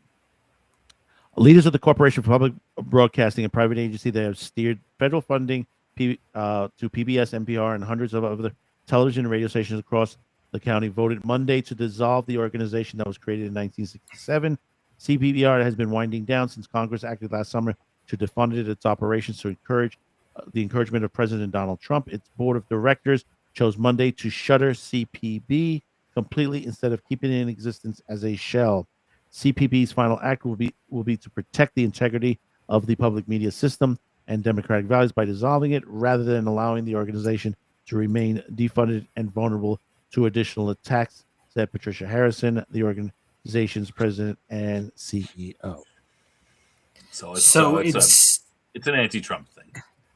Yes, They're trying to- because she It's said anti-Trump thing, but- hold on. She said she wanted to protect its democratic views.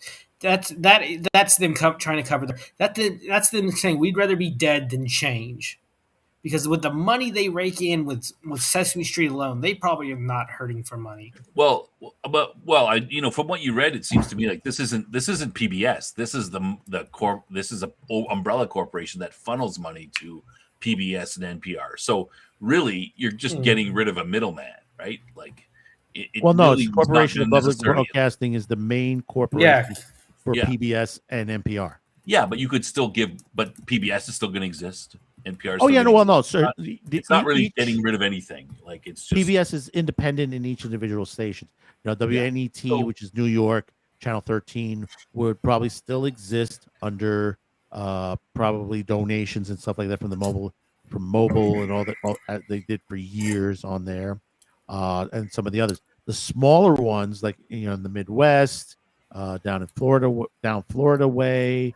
And toward like the West Coast and the lower portion, those will probably go out of business. Oh, that's cold.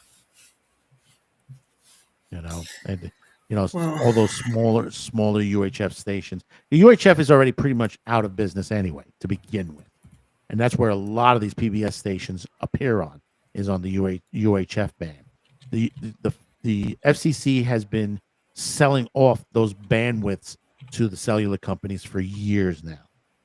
That's why you have a consolidation of a lot of the over-the-air broadcast stations on there, and that's why it's like some people are complaining they can't get MeTV because of the consolidation, you have 3 channels on top of each other under the same frequency code. Mm-hmm. So basically, everything is tightening up. Now, as far as the Corporation of Public Broadcasting, this is a long time coming.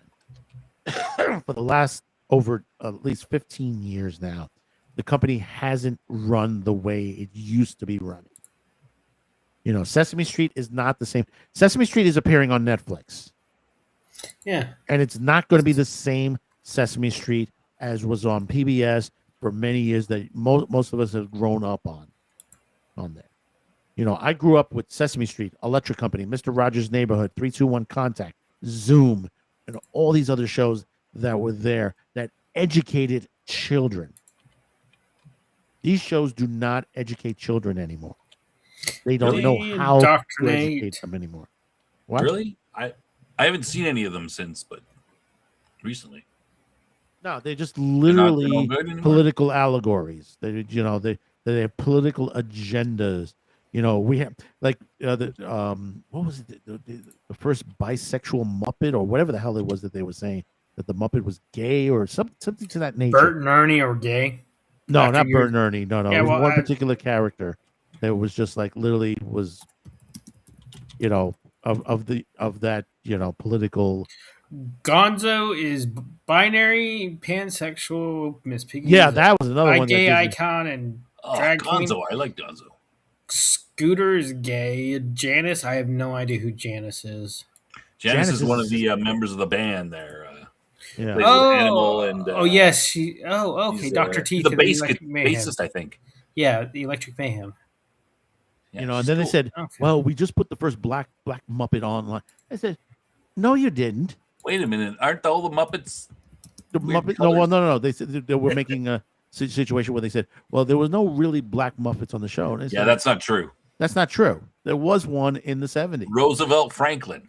Thank you, Roosevelt Franklin. And there was Roosevelt Franklin. Yeah, and there was it was controversial because he was so black, like he was very obviously. He looks like the Muppet from the movie. And then and he'd be in the classroom, and all the other kids in the classroom would talk like they would very similar, like they were all black too. I mean, yeah, going by that stereotype, which is kind of what they did. But yeah, that was a big controversy at the time. They brought that out, and people were upset with it. And the actor who was doing it was all like, "We got to do this." He was very. That's Frank Oz. He quit the show. Oh no! I mean, there was an actor who was Matthew Robertson Jr. Quit the show because of what they did. They didn't. Yeah, he was the guy behind the idea of Roosevelt Franklin and that whole. He pushed it. Yeah. It's the Sesame Street documentary, Street Gang, goes over that. Yeah, exactly. It's not. I'm surprised the Jim First Henson Black Muppet, Corporation that's hasn't BS. pulled away from Sesame Street. I'm surprised they haven't pulled away. Why would 'Cause you pull away from your biggest money maker?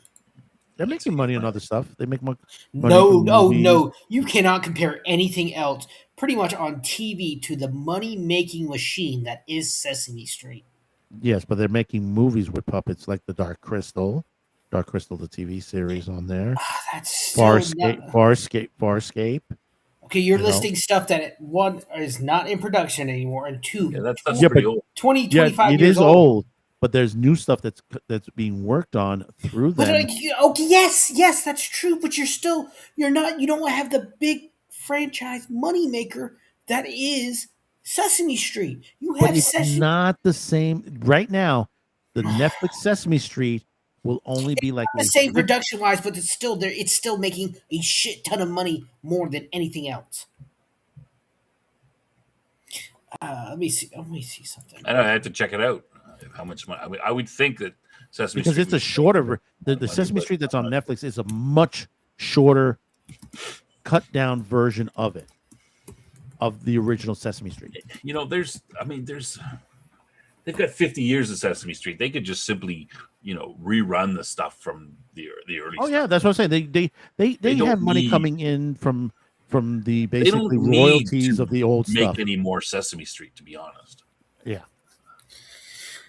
Sesame Street makes it doesn't give me an answer outright, but it says generates hundreds of millions in revenue annually from diverse sources like licensing, streaming deals, grants, but also has a massive operating cost of over $100 million a year yearly Mhm. for content. Remember, staff, and remember, research. it's not only the Henson Corporation; it's also the Children's Television Workshop. Yeah, Mhm. yeah. Also, remember, CTW is basically the main That's the core main. of it. Yeah. That That's a runs- video. Children's I don't television. want. Aren't they a nonprofit too, or something? Yes, they're not. I don't know. Everything's probably non-profit now. Excuse me, I can't But stop also you. remember, Yawning. Disney has the other half of the value with the Muppets on their end. Remember that they have a Disney owns the percentage of- Muppets. No, They have a deal with the Henson Corporation for percentage Yeah. of the Muppets. They had a Disney or a Muppet show on.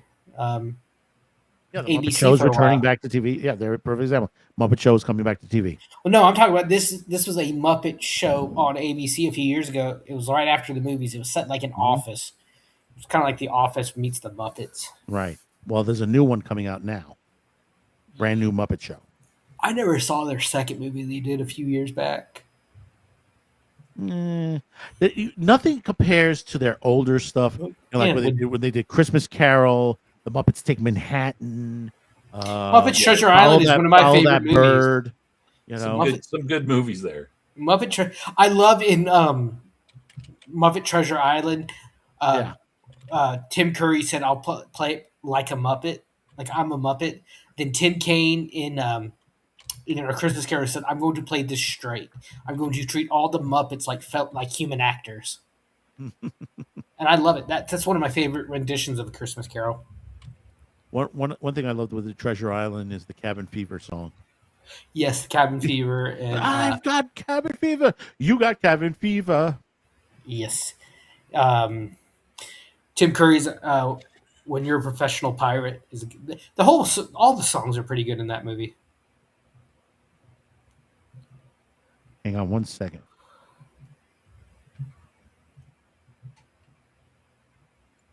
I honestly think that since Jim Henson passed away, after Jim Henson passed away, it took a nosedive. Yeah, well, to that's the point. I mean, there are still creative people in the Henson Corporation. Like I said, Yeah, like I said, you got Farscape, you got Dark Crystal, you got a lot of stuff in between there. Some of the stuff that's over Walt Disney for the Walt Disney Corporation, stuff that they've worked on. No. The only problem that the Henson Corporation has is the Walt Disney Corporation doesn't know how to utilize the Muppets. They don't know how to fucking utilize anything. The next thing that they're using the Muppets for is they replaced Aerosmith with the Muppets on that roller coaster in Epcot. Oh. Good God. Right now, Well, they're you know, changing the band they're kind of Aerosmith like though. Yeah, Electric Mayhem. Yeah, Yeah, Electric Mayhem. Yeah, with Doctor. I mean, not 100%, but yeah. Rolf was one of my favorite characters. I loved Rolf. Like he Rolf. was the first, the dog, the piano playing dog. Oh, Ralph. Ralph. Yeah, Yeah. Ralph. Yeah, he was on the Tonight Show. he was one of the. He was the first Muppet. Muppet Show. Yeah, he's good.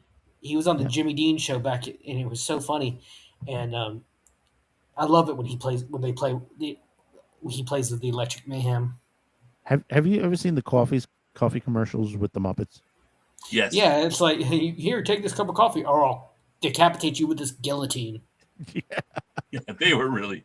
Yeah, that's. I think that's from Street Gang, the documentary. Like Rolf Yeah, it's was pretty brutal.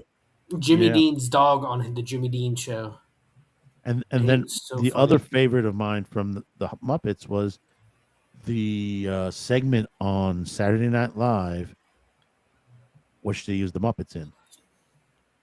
I don't remember that. I don't watch that. That's- I didn't watch Saturday I- Night Live since the 90s. No, this is 1970s Saturday Night Live. I don't. And I basically, haven't what seen they that. created like a world, sort of like a prehistoric world, and it was really funny every week. See, And the it- Muppet Show, it was one smartly done. They had great guests and they great music on every week. Like in the Right. Navy, And but they with had Viking pigs pigs in space. Thanks in space. Like Phenomena. Do, do, do, do, do. Phenomena. That's from the Muppets. That Um, I got that's I got the from- name of that's the from what was Sesame on Street. SNL, The Land of Gorsh, Mm. which was like they had aliens and creatures of all types, and you had various guest spots with like Kermit the Frog and Cookie Monster also on the tie-ins on stuff. But The Land of Gorsh, which is like it lasted a year, 1975 to 1976. They did they tried to do like kind of a remake of the Muppet Show back, I think in the 90s, called Muppets Tonight, Yes, where it was a TV station instead of like a theater, and they had really good guests. They had like John Goodman, I think, in one episode. Was that the one where? I mean, there's one where like Kermit is running the show, and he's like going through. He's dealing with all these humans, and he's having a hard time dealing with all the people. And is that the same one, or is that a different one? It's kind of like the back scenes of a TV show. Like That's called Muppets Tonight. that's Muppets Tonight. Okay. Yeah, it has it's Kermit doesn't host it. It's a Clifford who is another Muppet. Like it has like the first episode was Michelle Pfeiffer as the guest, Garth Brooks on one episode, Billy Crystal, John Goodman, Cindy Crawford. It only lasted, I think, 10 episodes. Martin Short, William Shatner was on one with Whoopi Goldberg. Some of Yeah. the funniest Muppet stuff is the stuff that's not done for kids, where you've Oh, got yeah. Elmo or somebody talking to some sort of celebrity being interviewed Yeah. or interviewing them, and they just take the gloves come off. It's like, hey, no kid's ever going to see this, so you can swear and you can do whatever. Well, there And, was one. It's He was really brutal. El- You can Elmo find was them on YouTube. Elmo was guesting on the Tonight Show with Jimmy Fallon, and Jimmy says like a curse word, and Elmo gets mad at him. Yeah. And there's I got here the Muppet Show. The new series will be starting February 4th. and why Sabrina, is Seth Rogen involved in that shit? Yeah, Oh Seth my Rogen's fucking involved. Sabrina God. Carpenter will be the first guest. Fuck her. That's such. I watched Girl Meets World because I loved Boy Meets World as a kid. She has just come so far downhill since doing Girl Meets World. She's no Sydney Sweetie. No, she's not. Oh my But, god! But anyway, but this is like I said. The other stuff is a lot of the stuff that's on streaming right now. I just before I brought that news article up, I just found some. It was I think it was a made-for-TV movie that's it's on Tubi. That get this: starred Lee Majors, Hal Linden, Lauren Hutton, Ray Milland, Gail Strickland. It's called Starflight One. It's a science fiction one where it's a freak accident, sort of like a Airport 77 type, with a new hypersonic passenger plane that's supposed to be able to circumnavigate the globe very quickly. Accidentally ends up going into outer space. Oh, Lord. They have Chitty Chitty Bang Bang on fucking Tubi. Have any of you guys seen Avenue 5? No. It's No, not as of yet. It's a comedy about a Josh Gad. Oh, what's Hugh his name? Laurie. Hugh Laurie, yeah. And it's these, it's this spaceship going through space, and the crew are all fake, and the real yes, I know that. Yeah, killed. It's I mean, it's a little bit off the, but it's kind of funny. It's a little bit over the top. There's one great scene where they're all like, no. They find out that everybody, the captain isn't really the captain. He doesn't know what he's doing. He's an actor. And they go, we're not really in space. Let's go out. And so a couple people go out and they go, and he's like, no, we're not in space. Don't go outside the airlock, right? And they go outside the airlock. And of course, they instantly freeze and die and float off. And they're like, well, there you go. And then they go, yeah, but that was probably fake too. And then more people get in and kill themselves. And you're like, what the hell? And finally, the third person, no, but we could still. They stop the third group from going in. They're like, no. It's just it's a bit over the top, but there's some funny aspects of it. Mm-hmm. Oh, here's something that's coming over to MeTV Plus: Dark Shadows. The original series. The original series is coming over to MeTV Plus. MeTV Plus and MeTV Tunes are revamping their schedules. Right now, they have what is it? Sundays is Aaron Spelling Day. Aaron Spelling Sundays. So they got like Charlie's Angels, Heart to Heart. You can have years of programming there. Yeah, exactly. They Fantasy Island's the other one they just bought into. They just bought a whole slew of shows they're bringing on moving forward. Fantasy Island, Love Boat. They had Love Boat on the weekends already. You can't have the Fantasy Island without the Love Boat and vice versa. Yeah. Well, they've been running Love Boat forever on MeTV. Why, you want to sell your soul to the devil on Love Boat? Yeah. I remember I was watching clips and in order to save like a guest, he gives his soul to the devil. It's like, holy shit. Big Boss D-Plane. I like the second version of it also. Ooh, Dark City's on. The Malcolm McDowell version of Fantasy Island. Which Malcolm McDowell was, instead of the white suit, he would wear the black suit. And you saw everything from the start of the show from the point of view of the travel agency, which the travel agency always drag someone in by either a storm or something like that. Oh, come on in, shake yourself off. You look like you've had a bad week. Maybe you need a vacation. Have y'all ever? Yeah, sorry. Have y'all ever seen the movie Dark City? Oh, of course, yeah.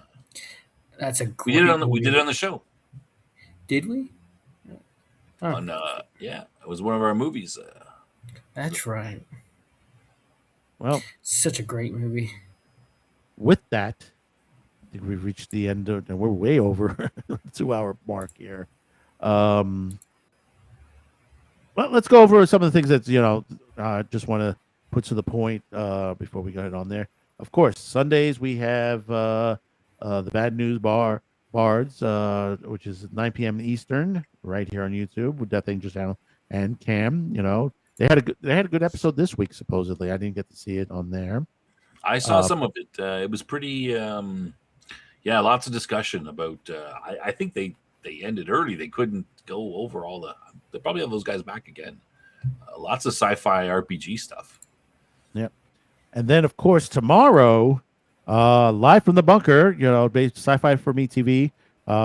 He's going to be doing a lot of stuff, a lot of subjects that he couldn't cover today. I was hoping he was going to be here today to talk about it, but I guess he got behind. I know he had appointments with his wife What's he doing tomorrow? Sci-Fi for Me TV. He's going to be doing 1 o'clock. I guess 1 o'clock. A lot of the news stories that he was supposed to cover today. So he's going to be doing it. So he's going to be doing it tomorrow live, right here on YouTube as well. And then, of course,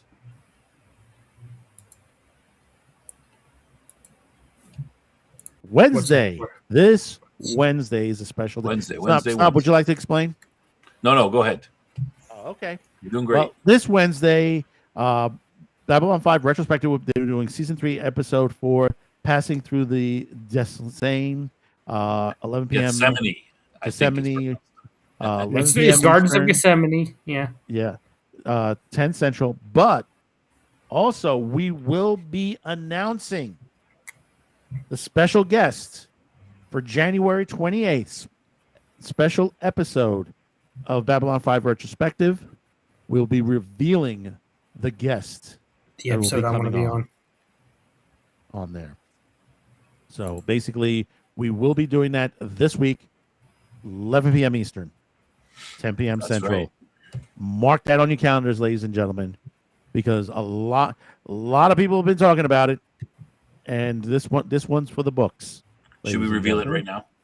Yes. No. Should just reveal it now? No. Yes. Shut up. No. I don't know if I can wait. No. We gotta wait. Gotta wait. The dark side. Not a lot of people in the chat, so let's wait. No. The only person that matters is me. You sons of bitches. It's the guy who got coffee. Yeah, his brother's cousin's first wife from. It's the two guys from season 5 who were the mechanics. That would actually be pretty cool. That's one of my favorite episodes. The lower decks version. Okay, I don't even know who those guys are. You guys are. Yeah, well, no, wait till we get to season 5. There's a whole episode that you just focus on 2 of the workmen in Babylon 5. Just the entire episode. Yeah. Even though there's a lot. It is a lower decks episode. Yeah. It's it's literally lower decks episode with space battles going on in the whole entire episode, but it's just literally them 2. Mm-hmm. You know, but yeah, it was a good episode. It was a breath of fresh air on that one. It's not those 2 guys. It's just one of those guys. It might be both. You never know. It's only one of them. We said they were on Babylon 5. We didn't say how many people we're bringing on from Babylon 5. Never said it. That's true. Or it might be more than one. We didn't imply one or more than one. Or more. Could be 3. Could be 4. Maybe they're not an actor. Maybe they're. It might be JMS himself. Well, there's only 3 people in the main cast left alive. No, there's a lot more. 4 in the main cast. Yeah, exactly. That's what I'm talking about. Of the 7, you mean? There's 4 sort left. Of the 7, the primary. Yeah. Boxlander, Christensen. Molney. Lanier is left. Lanier and Peter Jurassic. Peter Jurassic. Those are the only 4? Yep. Yeah. What about Marcus? Marcus Cole? I never considered him part of the main cast. Well, he is. Now, in season 3, he is. Same with, what's his name? Zach. And don't forget Talia. He's died. Zach is dead. He passed away. Oh, I didn't know that. Oh yeah, he's part of the main cast for this season. He before Babylon 5. Remember, he was in Grease, the movie Grease with John Travolta. He was in Grease. Really? He was like John Travolta's second I didn't greaser. know that. Yeah, and he did a lot of Broadway in his younger days, and just the toll it took on his body left him in a lot of pain, and he got addicted to pain meds. Oh, Claudia really? Christian, she tried to help him quite a lot. You know, there's Patricia Tallman. There's also the one that played Talia also. God, Patricia Tallman. If I could talk to her, that'd be fucking awesome. Talia is still alive. Could be Patricia. I talked to her about her stunt work on Star Trek. I would talk to her about her stint on Night of the Living Dead. Well, whoever it is, everyone will get a chance to put in some questions, and we'll vet them. I'm not saying every question's going to get asked, but we will vet them and go off the good questions and present them to this. And we'll be open person or persons. The 7th. Are we opening the Discord chat on the 7th? I mean, yeah. I'm going to have question to thing? time it somehow, or We'll figure this out. figure it out. Shouldn't be too hard. It's pretty quick to create a channel. Yeah. So anyway, thank you for coming aboard. Thank you all those out there who stayed with us on X, Rumble, and right here on YouTube. We'll be back next week. We have videos coming out the next 2 days. We got the Maduro video tomorrow. We also have the public domain video coming up on Wednesday on there. I will be doing a quick pre-show video right before the retrospective on Wednesday. If you come onto that, we will redirect you directly to Sci-Fi Snobs channel, so you won't miss a thing on that. So, ladies and gentlemen, thank you for tuning in. We'll see you next time right here on the Man Cafe. Thank you. Stay frosty. Good night. Drink coffee.